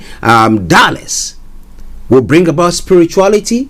How many people will be able to travel from their villages all the way to the part of to Accra to come and see the cathedral and maybe give them a shift in their thinking? Well, I want to have some of the clerics. Tell us more about that, because it's not like Ghana is no more a Christian country as we had it, or maybe sometime back in the day. Now it is more of a metropolitan. Okay, so we have everybody in there. Everybody. Nobody has been can say that, oh, this country is that nor that. Okay, maybe predominantly we have Christians there. Okay, but do you think having to build an edifice, a cathedral, where we had to import a stone all the way from Israel. Was it from Jerusalem to Ghana to be one of the cornerstones there? Or what? Well, let me continue with the story.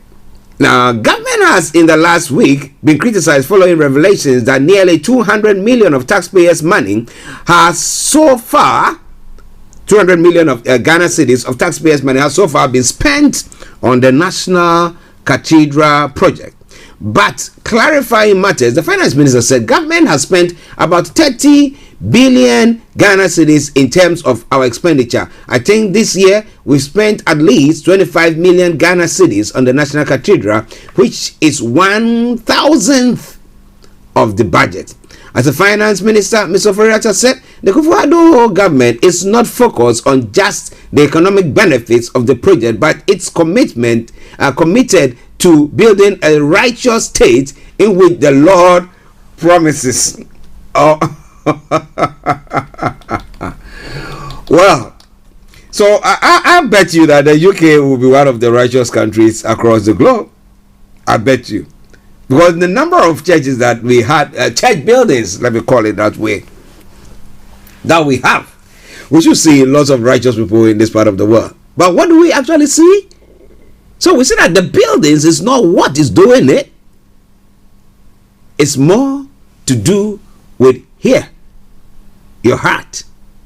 Someone will say your heart and you're pointing to your head. Yes, that's where that's where all the thinking and everything goes on. Well, so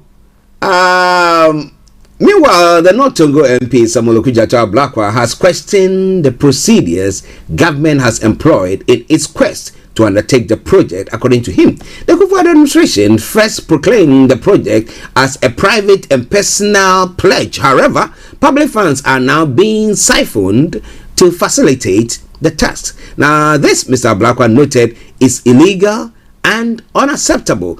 The whole arrangement is just deeply embedded in illegality and lack of forthrightness. Okay, so what do you think? The government's conduct lacks transparency and humility and the height of lawlessness. I am deeply worried that these eminent priests who have collectively united this nation has been put together by President Kufuor and are engaging in this lawlessness, he said. Now, the outspoken politician further asked government to come clean on the position of the project.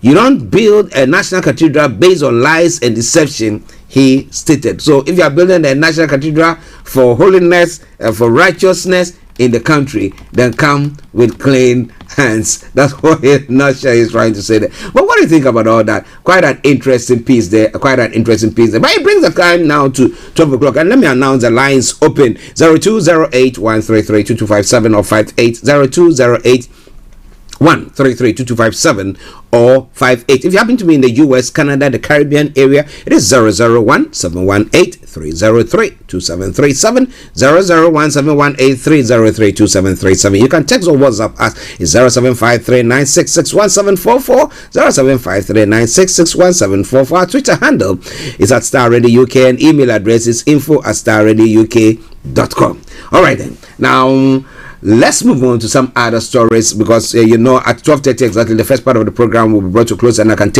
take you straight to Cyprus, where our own HRH Linda Pallien will be joining us all from Cyprus to bring you Career 101. So yes, so we've got about another 29 minutes to finish this part of the program. So feel free to hop in. Okay. Some other stories making the rounds in Ghana that I promised to touch on. Arise Ghana have finalized the 28 demo plans with the police. So as I said, if you want to vent a bit of your anger, you can join that protest and vent it out. I mean, under controlled condition. Now, the leadership of Arise Ghana says they have finalized an arrangement or engagement with the Ghana Police Service over their impending demonstration in Accra. The demonstration is scheduled to be held on the 28th and the 29th of June 2022.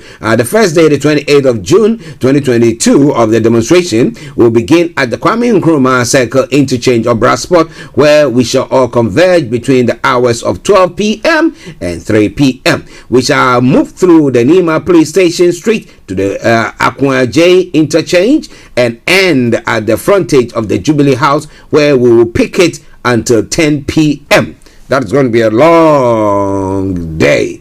A long day. Now, according to the groups, the protest is against persistent and astronomical hikes in fuel prices by the Kufuor-Bawumia government that has imposed excruciating economic hardships on Ghanaians. Now, demands on a full-scale and bipartisan parliamentary probe into the COVID-19 expenditures protests against the grabbing of state lands by officials of the Kufuor-Bawumia government, particularly the declassification of huge portions of the Archie forest as well. So, in a press statement that was released by the group, Rise Ghana concludes modalities with the police over June 28th, June 28th demo. My apologies. The leadership of Arise Ghana has finalized its official engagement with the Ghana Police Service over our impending demonstration in pursuant to fruitful deliberation with the police. The following details and modalities have been agreed on for the demonstration.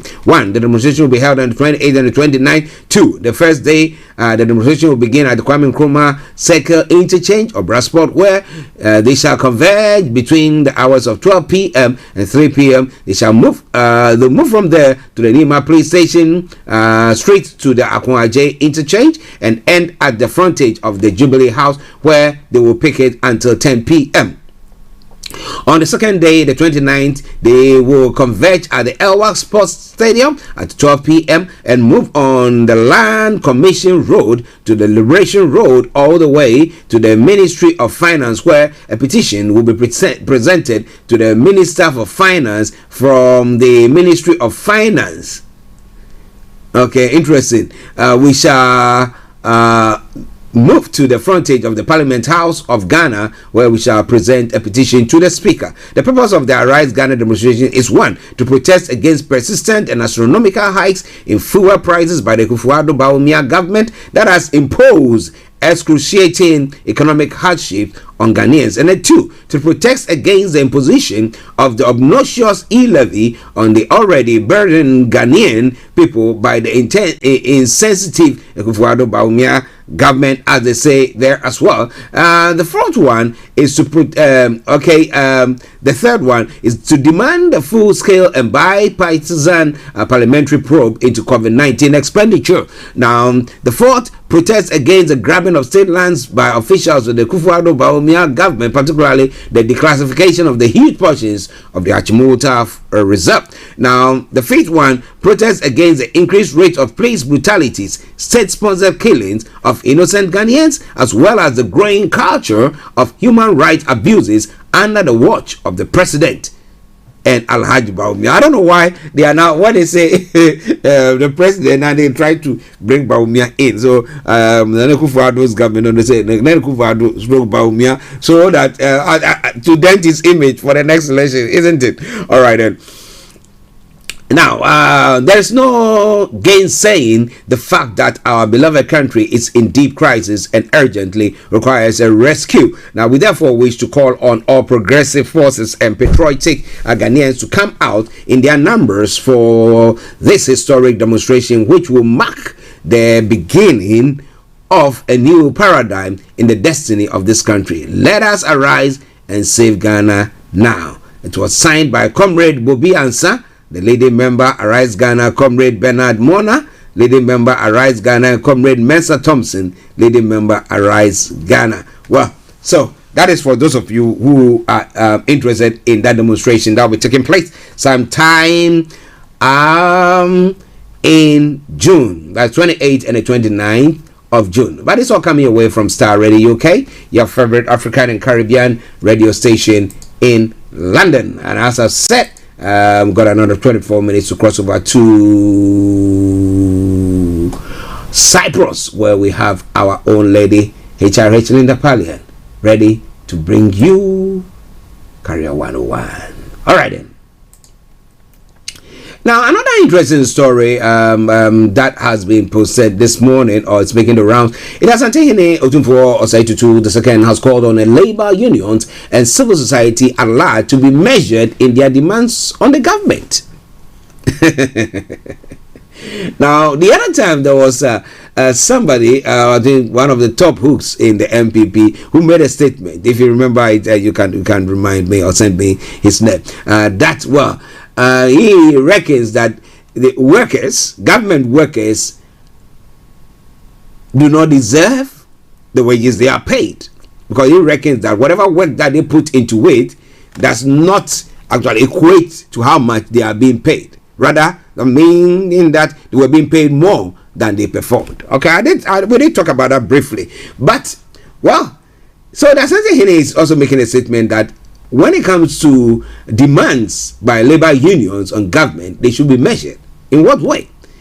Now, he asked the government to ensure equity in its dealing with the labor unions to give assurance to citizenry. Now, speaking at the special congregation of the Kwame Nkrumah University of Science and Technology last Saturday, Dasani, who is also the chancellor of the NUST, said the government is currently grappling with the effects of the COVID-19 pandemic, while the Russia-Ukraine war was also having an impact on the economy. So giving the excuse that is being peddled around the globe for the government as well. He said, I'm not a student of economics, but I know that resources are always limited, and therefore we cannot have what we want all the time. Which, the basics in economics, right?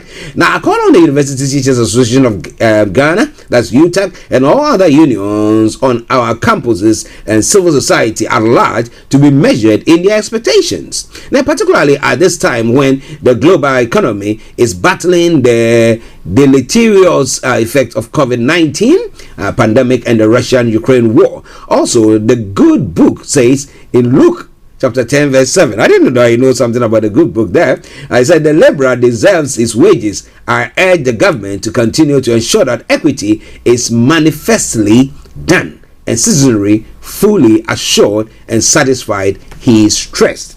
But the interesting part to this story is, are workers giving their best? And two, if workers are working, is government also giving them what they deserve?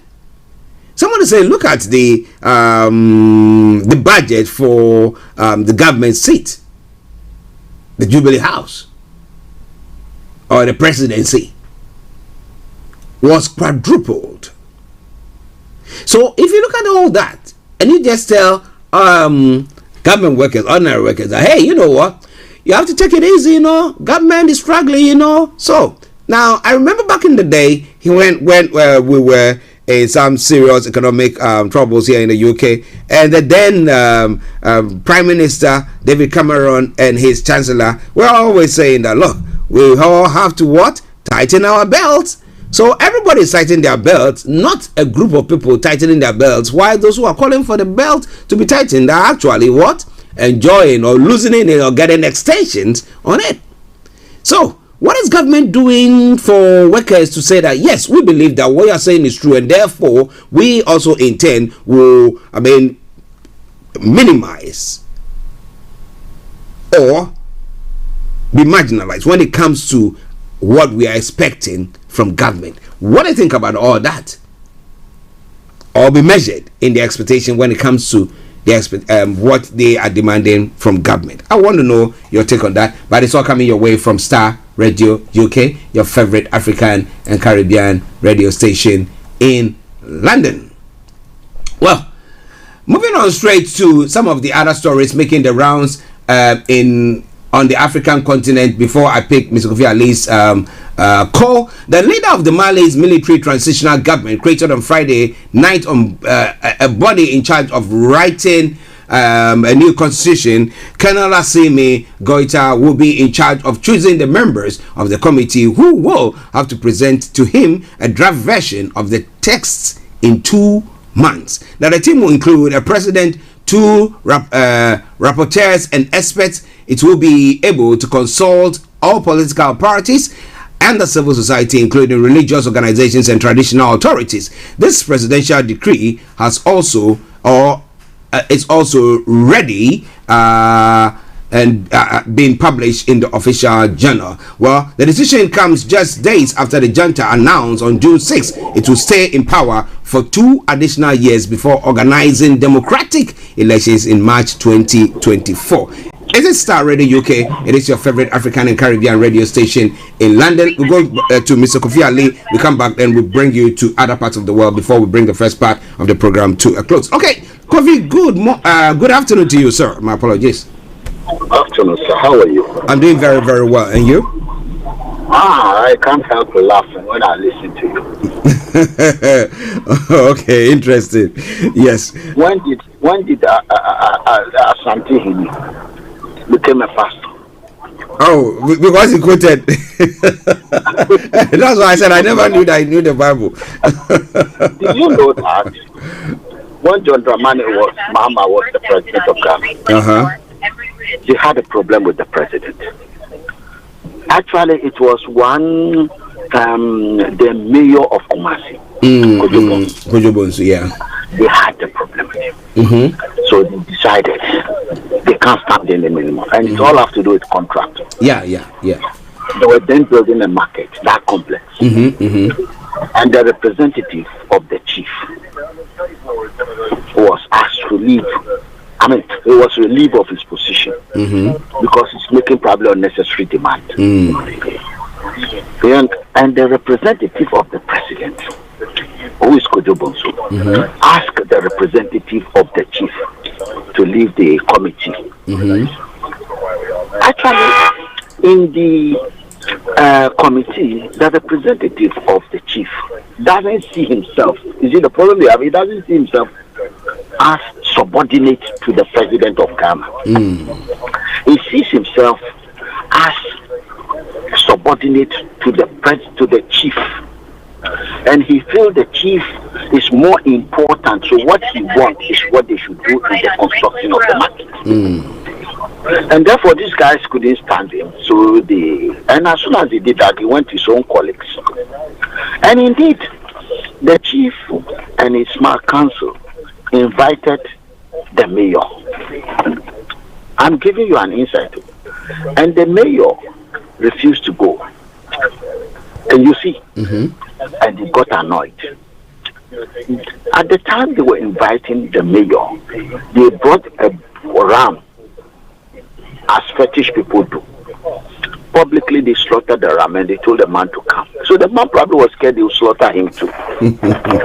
He didn't go. The thing became heated, and they said they've given him some few days to even leave the whole of Kumasi. This is a national of the place. He's an Ashanti man like all of them. They say the man has disrespected the chief. When the Bible is written, today we remember the Bible. Ask yourself. You see, we are playing with certain things that are not. You can't even see. I don't know what is wrong with us. See, remember, one chief just returned some money. Do you remember that? Yeah. Afedi, yeah. They pay him ex gratia and returned it. Technically, a lot of them, including this one, have already collected their own. A lot of them.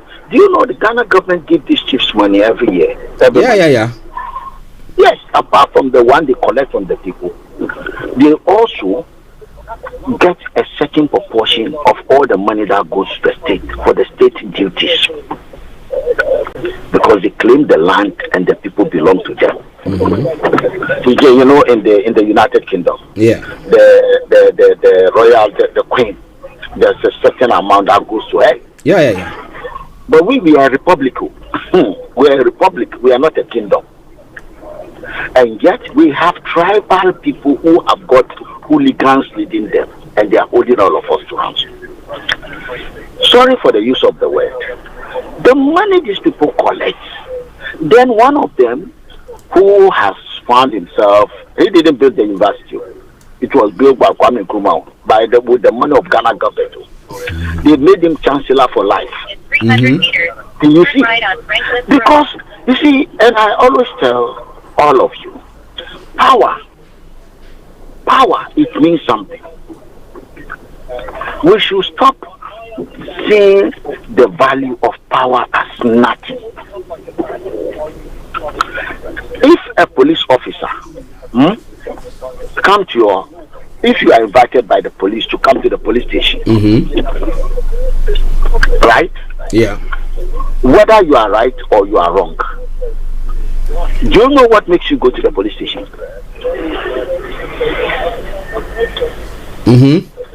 Do you know, especially if you feel you are right and somebody is cheating you, you don't want to answer anyone. You may not want to go to the police station. Yeah. You know that. Yeah. But you will go. You will go. You know why? Because if the police come to your house, what they will do to you, you wouldn't want it. And you'll be guilty. And they can even put you in prison. You know that? Yeah. The fear of that power is what is going to make you go. Is that not true? If you are not scared of anyone, they can't call you and you just say, I'm coming, I'm rushing to come. And you don't feed me. I don't need you. Can you see? Yeah. Now, as I talk to you, members of parliament in Ghana have been summoned to come to the parliament here to come and answer questions on LGBT. They won't come. They are already here. You think because you are called a country and you are independent, that has made you what you think you are not? You see, we should understand. Can you call Chinese president to come here? He won't come. Can you tell Putin to come? They are not sitting there talking their nonsense. We'll take Putin to ICC. We've been waiting for far too long. Have they taken him to ICC? Let me give you an insight, and I'm trying to tell you something that you people don't listen. Before this Ukraine war, do you know that the ECOWAS and the Ghana government, even as Antihina, I think he mentioned it, they've been shouting that our problem is COVID. So because of COVID, there is no money. You remember? Now they say it's Ukraine war. Tomorrow it will be watered. I tell you, these people are hopeless people. What is killing us is more than what they are telling us. What kind of a parliament will get up and come? Now they are telling us it's because of Ukraine we are all poor. Because of Ukraine there's fire in Ghana. Because of Ukraine there are mosquitoes in Ghana. Is it true? Yeah, that's because what of Ukraine, our deserts are dying, killing us. Because of Ukraine. Initially they say it's because of COVID. These people only look for excuses. Can you see? They don't solve any problem. Ghanaians are sitting down hungry, and they are telling us that we are in the sea. Did you see the flood that is destroying us? Yeah. Do you know they show us some embankment they are doing inside the sea, far away, that they are blocking, they are controlling the sea water. Inside the land, we are going. Inside a whole school was flooded. People were in what? In fact, my own house, they don't let me talk too much. Behind Nima class of school, my hall, water was everywhere. Although I need to do my own wall too, because I can't wait for the useless people. What you need to understand is that all the wall of my house, they've all broken down. Okay. Can you see? So what? Because the school there, in the name of government, they're doing nothing. Yeah. They do the school. They don't care. The only thing they collect from you, you don't have land permit, you don't have this permit, you don't have this money. The few ones that have also got some power, they come and take money from you. What can you do? Until we understand the secret of power and how to make power work for us and to create power we will suffer for a long time. Or two folk can go and say what he likes. The man, if he's traveling, you know, he travel in private jet. Yeah. Paid by Ghana government. I don't know whether you are aware. By Ghana government? Ah, well, maybe he's going on assignment for Ghana. Well, That's a the diplomat. last time, there was a time he came here for this year, or what they call it. There's a festival they do, so I think they wanted to do something in London. He came. The private jet at that time, Mahama was the president. The private jet was at the airport. The presidential jet was waiting for him to take him back. It might be a favor the government is doing for him. You understand? He might not even ask. He might not ask.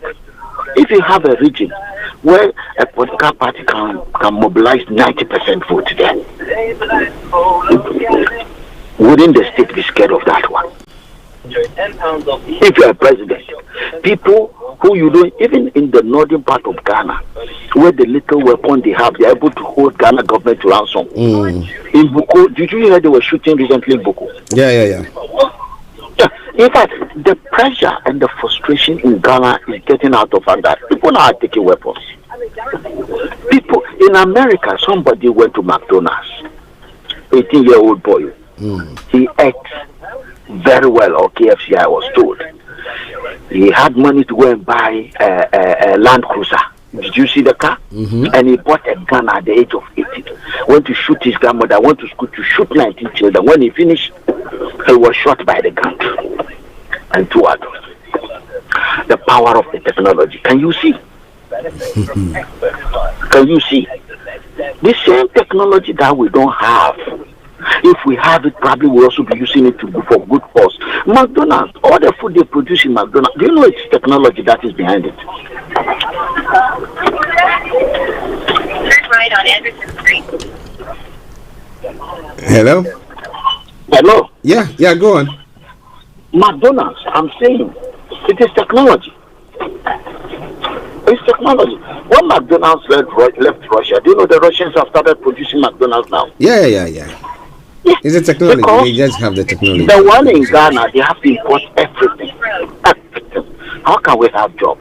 We just go there and buy, and when we finish buying, they don't need our city, so we need to go and look for dollar and pound sterling to pay McDonald's in Ghana, KFC's in Ghana. Even the chips are imported. It means we don't even have the land, because the kind of technology you need to produce this thing for them to be economically viable, you don't have it. Yeah. Enough for Otunfo himself to come and tell us about the basic of technology. That resources are what? Are scarce and therefore limited. So we should prioritize how we spend money. But the chief just returned money. Where is the economics now? That one is not part of the economics. No, that's not part of it. The economics comes in when it comes to labor and the labor unions. But let's run up quickly, please. And remember, the kaya use are just being taxed. So, do you know one thing about the e-levy? The tax is directly on anyone who uses the service. Yeah. And poor people use that service far more. Because how much are they sending? Because the quantity of the money they are sending, amount is low. They would rather go to the man by the roadside. They can't afford to walk to the bank just to send somebody 200 cedis. Can you see? Yeah. And that is the one they left you, not the one in the bank. No. The one in the bank is safe there. No, it's for the big people. Yeah. So nothing is deducted from the amount. But the e-levy is for poor people, ordinary people. Because they patronize that system. And most of them are kayayos. And when you collect the money, then you go and give it to Togbe, you give it to Ohini, you give it to they spend the money like that. And then they tell us to tighten our belts. Kofi, run up. We need to go to Cyprus. You see, of late I've stopped talking too much when my brother Olayomi quickly is talking, because there's no point. Just listen to if you have time. If you don't have time, that's your business. The man was telling you that the Nigerians in Senegal are so huge in their number that they want to add their voice to what is going on in Oduduwa. Is that not true? Yeah, they did a whole worldwide something, so celebration. So that's what. Of course, they can't be 20. Yeah. I live in the Gambia. The Nigerian and the Ghanaian community, then the Sierra Leone, you'll be shocked. Doesn't that bring ECOWAS to our mind? Who is protecting? Now, even in Ghana now, when we catch people, we just take them to the next border and leave them there. Whatever they did, whether you are committed or whether we suspect you of whatever we do, we don't deport you to where you come from. We leave you at the border. Somebody who doesn't have money, and you take him, whatever he's doing, what it is. So you took him to the next border and you release him in the desert. I have friends who were in Senegalese. They will take you to the Mali desert and release you there. You only die. You only die. Why do we do that for ourselves? Is that not what brings in the ECOWAS? It is the ECOWAS that gave us the ECOWAS passport, freely to travel to each other's land. Is that not true? If we have been abused, is it the government of the country where we have been abused that should be the one that should discuss it in their parliament and decide what to do with us, or supposed to be the ECOWAS parliament? It's a question I'm asking. Because sometimes when questions don't have answers because people can't see things the way you see it, maybe it is time we start asking you guys questions. See, what we need are when the Europeans were here, right? David Cameron went to Brussels and said the Europeans are causing problem in London. They come here, they're causing too much problem, so it's giving problem in his country. So they want to be deporting them. You know what EU told them?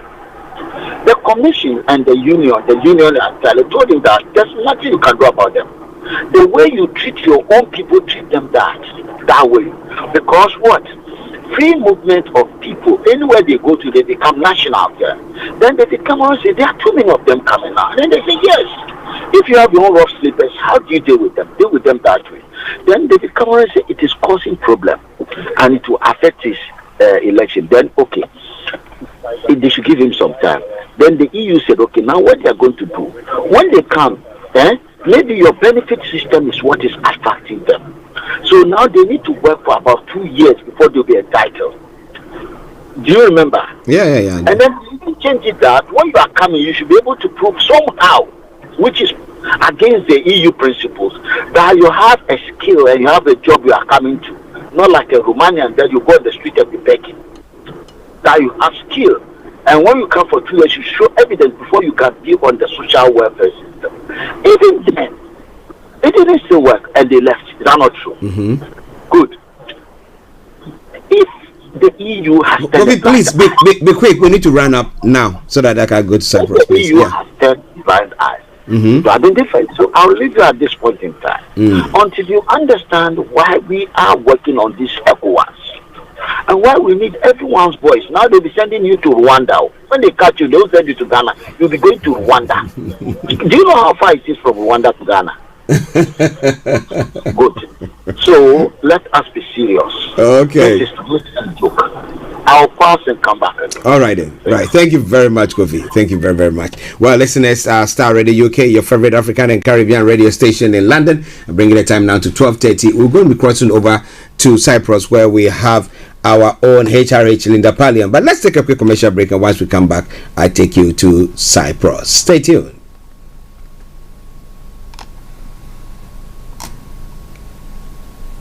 Hi guys, this is your friend Uruj from SendWave. SendWave is a money transfer app that is used by people all over the world to send money to their loved ones in Africa. With SendWave, you can send money to Ghana, Nigeria, Kenya, Uganda, and Tanzania. And the best part is, SendWave is absolutely commission free. Our exchange rates are excellent. You can see for yourself by checking them out on our website. So how do you use SendWave? SendWave is an app that you can download onto your phone from the App Store or Google Play Store. The app is free to download. After downloading it, just open the app and enter your name, email, and phone number. That's it. You're good to go. Make sure you use the promo code SR. S for Star, R for Radio. This promo code will give you £5 free credit to send to Africa on your first transaction. Your money will be delivered to your recipient within seconds. Feel free to call me on 0749 7377 647 at any time. I'll be happy to tell you all about SendWave and help you in any way I can. Remember to use the promo code SR for £5 free credit. Medasse. And it is time for the Career 101. 1. So let me say, Linda, good afternoon to you. Good afternoon. How are you? Yeah, I'm doing very, very well. And you? Fantastic. Fantastic. Great. How was your weekend? Oh, wow. My weekend has been incredible. Oh, okay. That's good. That's good. So far as you've had an incredible weekend, that's what we like the most. Yes, we apologize to listeners for your inability to join us last week there as well. But thank God today you are with us. So what are we looking at today? So today we're looking at 13 steps to acing your career. 13 steps to making sure that you have a name for yourself, to making sure that you're progressing in the career that you've chosen, or how to boost it so that you're remembered and irreplaceable. Okay. So 13 steps to acing your career. Acing your career. Okay. Bossing your career. Yes, Frank was suggesting maybe you add another one to it, but it just went now. I don't know which one. So he should have waited for you to come up with all your 13 steps, and then you think, oh, we need an additional one. Maybe what he's suggesting, you might have it on. But 13 steps to acing your career. We are going straight to Linda for that. Okay, over to you. What are the steps? I'm really curious to hear what Frank's suggestion was. I hope that I've got it here, but we'll see. Yeah. He's listening. So maybe once you enumerate them and he doesn't find his in there, then he's going to tell you which one it is. Nice. Okay. So 13 steps to ace your career, and this is really for those of you who perhaps are struggling to get recognized for what you do or get paid your value or looking to take your business to the next stage. These are some of the things that the top people in your field are doing that is making them stand out, that's making them liked, that's making them remembered. So if you can incorporate even a few of these into your career, you'll see a difference, a noticeable difference in how you're perceived and the credibility that you are afforded when you do these. So the first step we want to talk about is innovative, and this also applies to businesses, by the way. If you've started your own business or you're looking to start something, this is definitely these steps you could definitely use to distinguish yourself in the marketplace. So the first thing we said was innovative. In a somewhat crowded marketplace, innovation can be anything from what your CV looks like, how you approach someone about wanting a job. You know, we've heard of people who've done very interesting things, you know, whether you've got to review a website for a company to ask for a job, or you send flowers, or whatever it is. But being innovative and really bringing something new into the game will really stand you in good stead for your career. If you're applying, be innovative in the way you describe your skills, be innovative in the way you showcase what you can do. Some of these things, I've spoken at length about these in a lot of talks. Some of these things could be the layout of your CV. It could be there was an idea in business as well that I'm trying to get at, but I'll get to it in a minute. Okay. It's just slipped my mind. The second thing is your mindset and the way you approach people. So if you think that you can, you will, and if you think that you can't, you won't. You know, it's always a no if you don't ask. So I really want you to start looking at how do I position myself for success, and that would just be building yourself up in some of the things that you've done in the past. You know, I've been able to do this in my previous job, I can do this here. I don't have the right experience now, but in looking after my kids or whatever I did at home, I've been able to do this. Therefore, this is evidence that I can do this in my work life. In a business, it's coming up with something new and original and exciting. You know, we're talking about innovation that will grab attention and make you indispensable. The third step is strategic thinking. If you're applying for a job, if you're looking to get a promotion, it's not enough just to do what you're told. You've got to do some future planning in terms of your own career progression. What's the next step for you?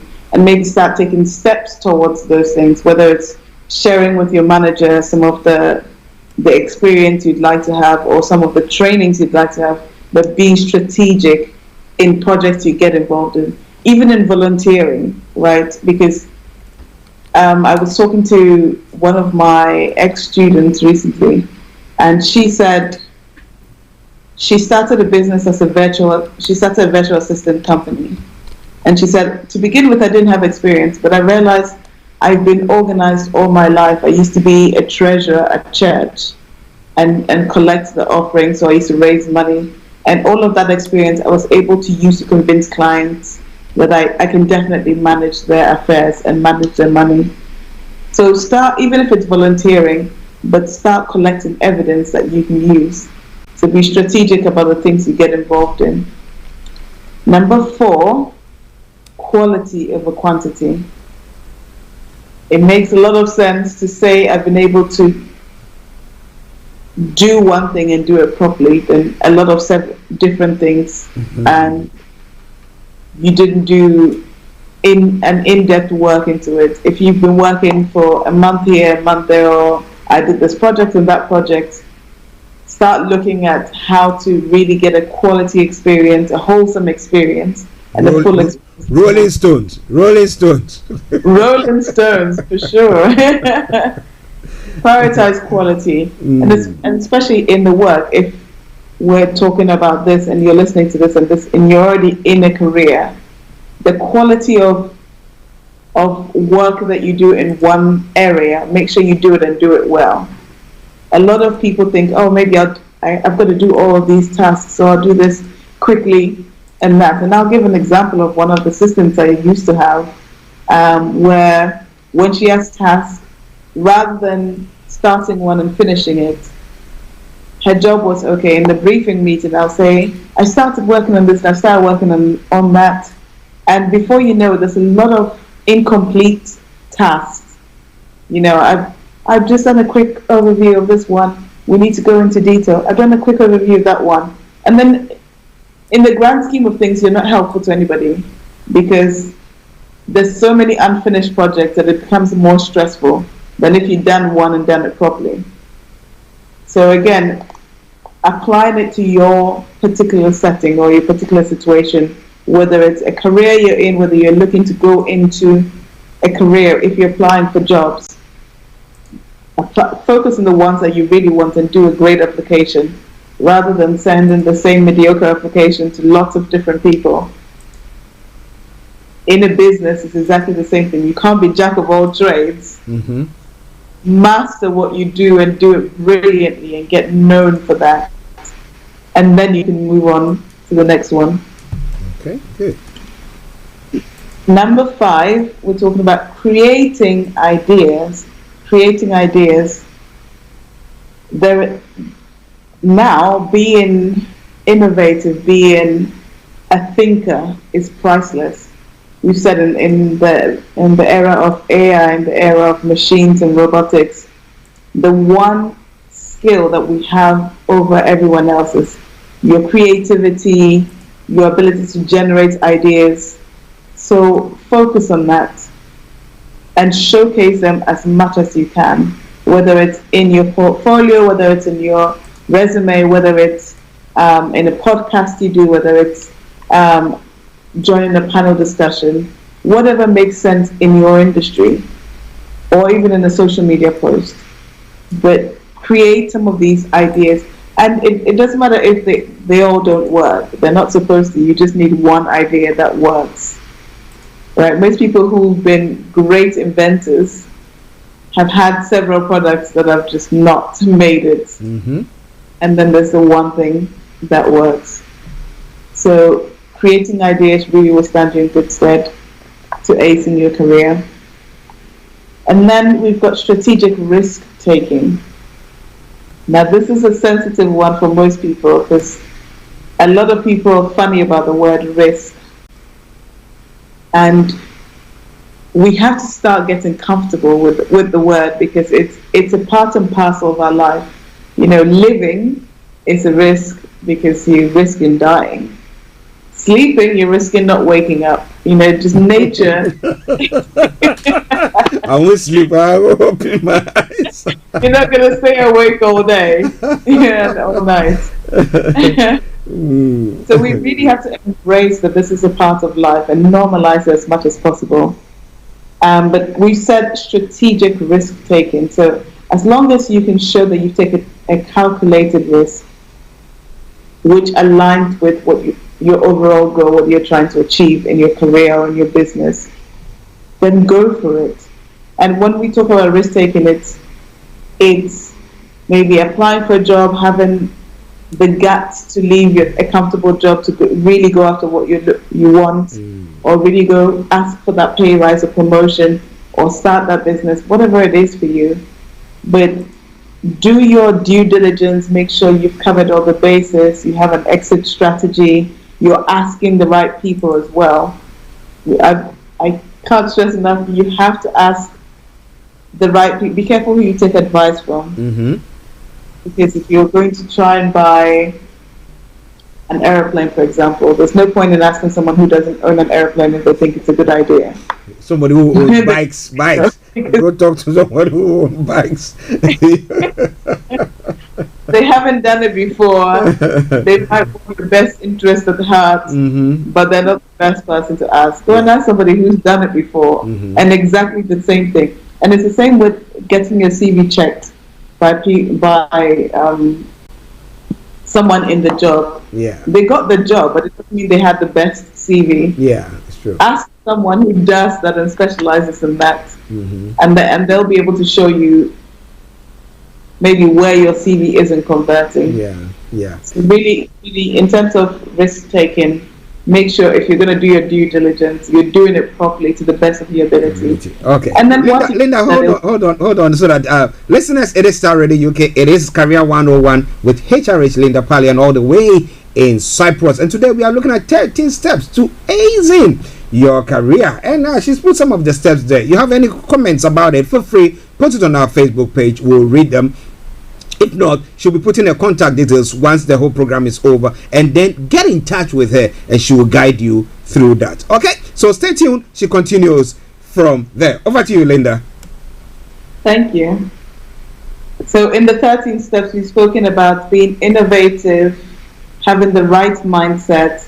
We've spoken about having a great strategy to go with what you're trying to achieve, prioritizing quality over quantity, and creating ideas, and risk taking. So that's 6 already.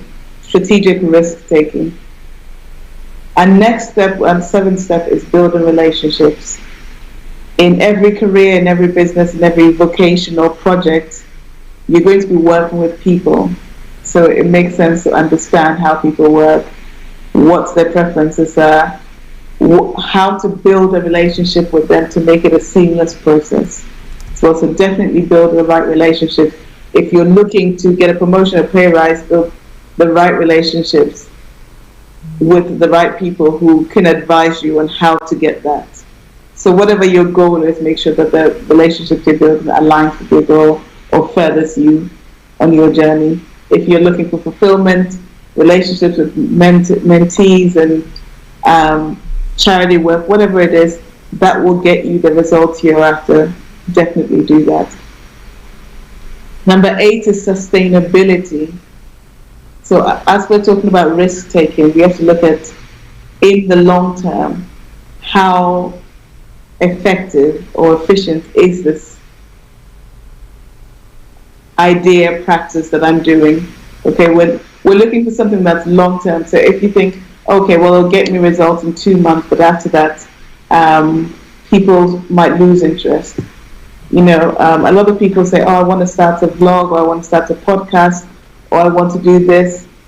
But then they don't realize, oh, now I'm on leave. 2 weeks leave, so I've got the time to do it. But when I go to work or when I start a family or whatever it is, life also happens. How sustainable is it for me to keep doing it this way?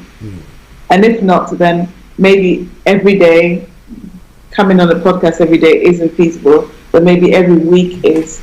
So you want to set yourself up for success. It's like building New Year's goals, right? If you say, I'm going to go to the gym every day, and you've never been before, you're setting yourself up for failure. So make it sustainable for you, according to what else is happening in your life. And with your goals, with your career goals, exactly that. Is it feasible? Is it sustainable for you to become a manager if you've only got 3 years experience and the top manager and be running your own field? Probably not. Or maybe you're going to have to invest X amount of hours or X amount of money or X amount of time. Do you have that realistically? Number 9, advertise. Advertise. And I say that, and a lot of career people are thinking, well, that's for businesses. You have to advertise yourself. Everyone is a product. Everyone is providing a service. So advertising means showing, in your career sense, will be showing what you're capable of, showing what you've already done, but being your own advert of your services and the value you provide. You have to be able to effectively communicate that in a way that people can see the value that you bring to the table. Even if it's volunteer work, you're going to have to either showcase in your portfolio, give some examples, create a brand for yourself and show some brand examples, but really talk about what your successes are, what your wins are, as well as anything else that will help convert someone to give you that pay rise or the promotion or hire you for their service or give you the contract or work with you on a certain project, whatever it is, but definitely advertise. If you're not showing that you're looking for a job, 70% of the jobs are not advertised. How are they supposed to find you? You want to be talking about it to everyone you know. That is advertising yourself as well. Oh, I've just started this new side hustle, and I'm looking. If you know anybody who is looking for this service, please ask them to contact me. But at any given point, you should be advertising your services. Your manager, I've just worked on this project. What I really learned is this, and the best thing is I've been able to add this value, which was above and beyond what I was required. Remind people what you've done, because they're not going to remember it by themselves. You have to be your own cheerleader, right? Number 10, business culture. Okay, so again, for a business, it's really creating that environment, welcoming environment that people will want to work with. For you as an individual in your career, it's part of your brand and your personality and how you work. Whether you're punctual or you're not, whether you're communicative or you're not, whether you think outside of the box or not, but creating that culture around you that people want to be a part of. People want to work with you because of that. People want to engage with you because of that. Will stand you in good stead for advancing your career. If you're a magnetic person that shows that they really care and they can get the job done, naturally everybody will want you as part of their team. So really understanding that you need to build a culture around you, around your business, around your services that adds to your unique proposition. That would really stand you in good stead in being different and standing out and acing your career. And then finally, people. The last 3 steps: people, building relationships. We've spoken about building relationships with people, but also working with the right people. Who you choose to work with or choose to associate with, again, will either enhance your brand or take away from it. So understanding who the right fit of people are for you. And then growth prospects and growing, personal development, professional development, keep increasing your knowledge, keep perfecting your craft, honing your craft. And again, that will help you to grow your career much quicker. And finally, number 13, which is my favorite, is creating a wow experience. Really, with surprises, with going above and beyond, with exceeding expectations. Who doesn't want that? Who wouldn't promote that to say, oh, I've employed this person and they started off as this, but they've exceeded all of my expectations and I want them to do more. So in your work, how can you create a wow experience for who you work with? Whether it's your management, whether it's the people that work with you, whether it's the customers. What does a wow experience look like? What would blow their minds? And seek to do that. Because people talk about wow experience. They don't talk about good experiences. They will talk about a very bad experience. They'll be happy with an okay service. But a wow experience, they'll tell everyone. So how can you be that wow person that everybody wants to work with? And once you've done these 13 things, you're well on your way to acing your career. Even if you do a handful of them, pick a handful of them and go to work on them, it will stand you in good stead in acing your career. Oh, wow. You have that wow experience. You create that wow what environment for that experience to take place. Then I can tell you that you've arrived. But the only way that you can do that is by continuing to listen to HRH Linda Pallien and following her, and then she can hold your hand virtually. Let me put it that way. You have to put in an effort, not that so you're going to be spoon feeding you, no. But she can hold your hand, guide you through all that. She's got books that she's written. We'll come to that in a moment. But Linda, one question that I wanted to find out from, I mean, if we have to go through the list, it's quite a long one. But when you talk about the creating of a wow experience, now we have people who, especially ladies, who want to maybe get themselves trimmed up in a way that's their image itself. They look more into that than maybe looking at what is going up here or creativity. Now, how do you balance that up? Definitely. I think actually from a psychology perspective, when people overcompensate, it shows whether it's looks in rather than what's in your brain. It shows a sort of insecurity that you feel like you're not good enough or your knowledge is not good enough, so you need to overcompensate, and people can see through that. You know, and the same with men too. People tend to exaggerate a particular aspect, and usually material stuff, because that's easiest to show, rather than focusing on how to really showcase the value they bring them, or the value they possess innately. So definitely it's a very good point. Have a look at whether this wow experience is of value to the end user. Okay. It's good enough if you're a lady and you're very pretty, but does that add to the customer service role that you're going to be doing, for example? Yes, it'll be nice for people to look at you for the first time, but if you can't pass on the message or you can't take some, they're going to find out.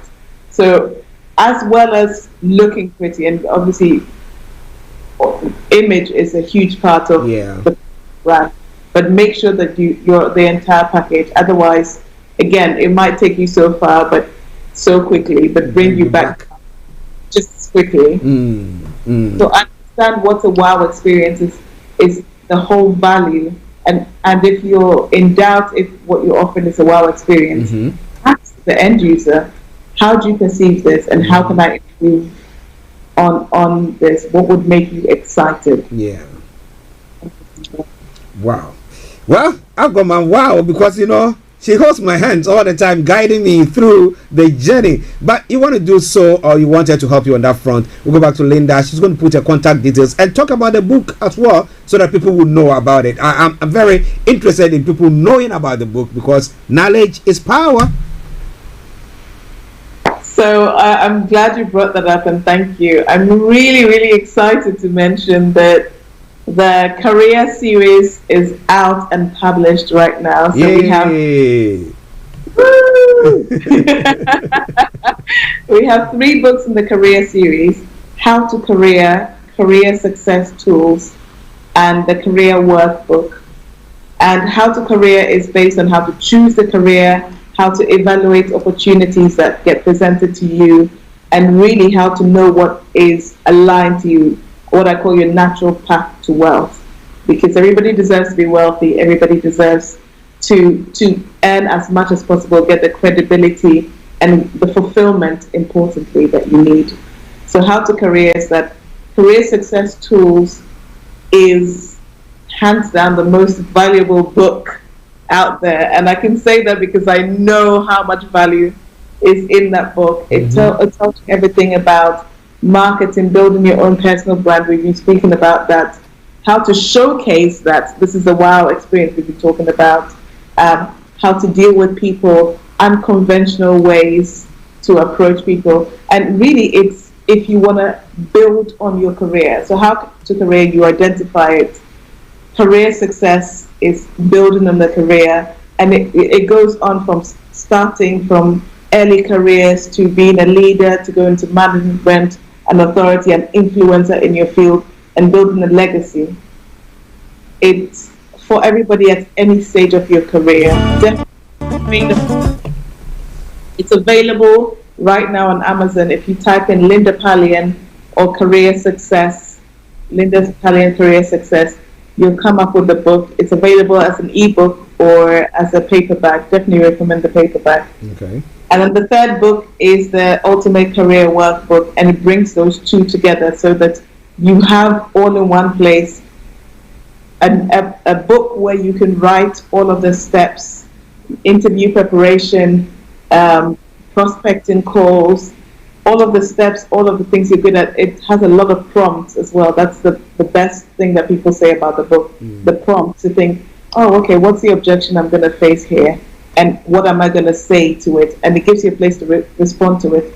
And it's a neat and tidy A5 book, so you can take it to any meeting you need. It shows you how to build your brand. It gives you all the steps.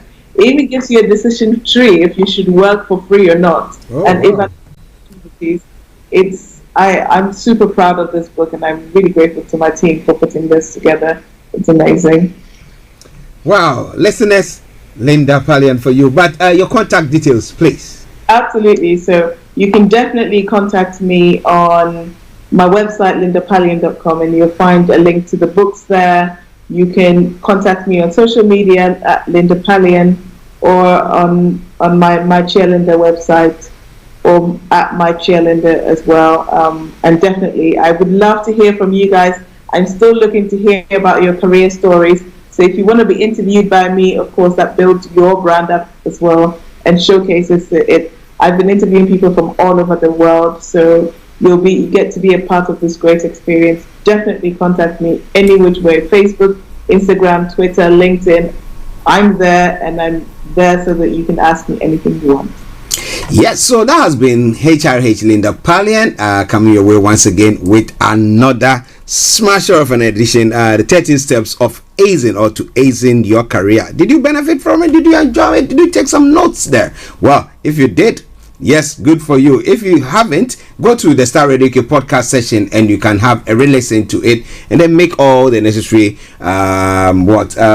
It will help you a great deal. So this is why I bring the program to a close for today. God willing, tomorrow will become your way with the Tuesday edition of the morning show. This afternoon there's going to be lots of music, and then in the evening we'll be bringing you On Point with Regina Enima, and then at 10 o'clock we'll be bringing you, that's 10 p.m. of course, the Conscious Reggae Time, a repeat broadcast by Mr. Dave West. So on that note, let me say God richly bless you. Thank you very much for tuning in, and till I see you tomorrow, it's been me, Archie, saying bye bye for now. Enjoy this song from the Zongo Man. Bye. say?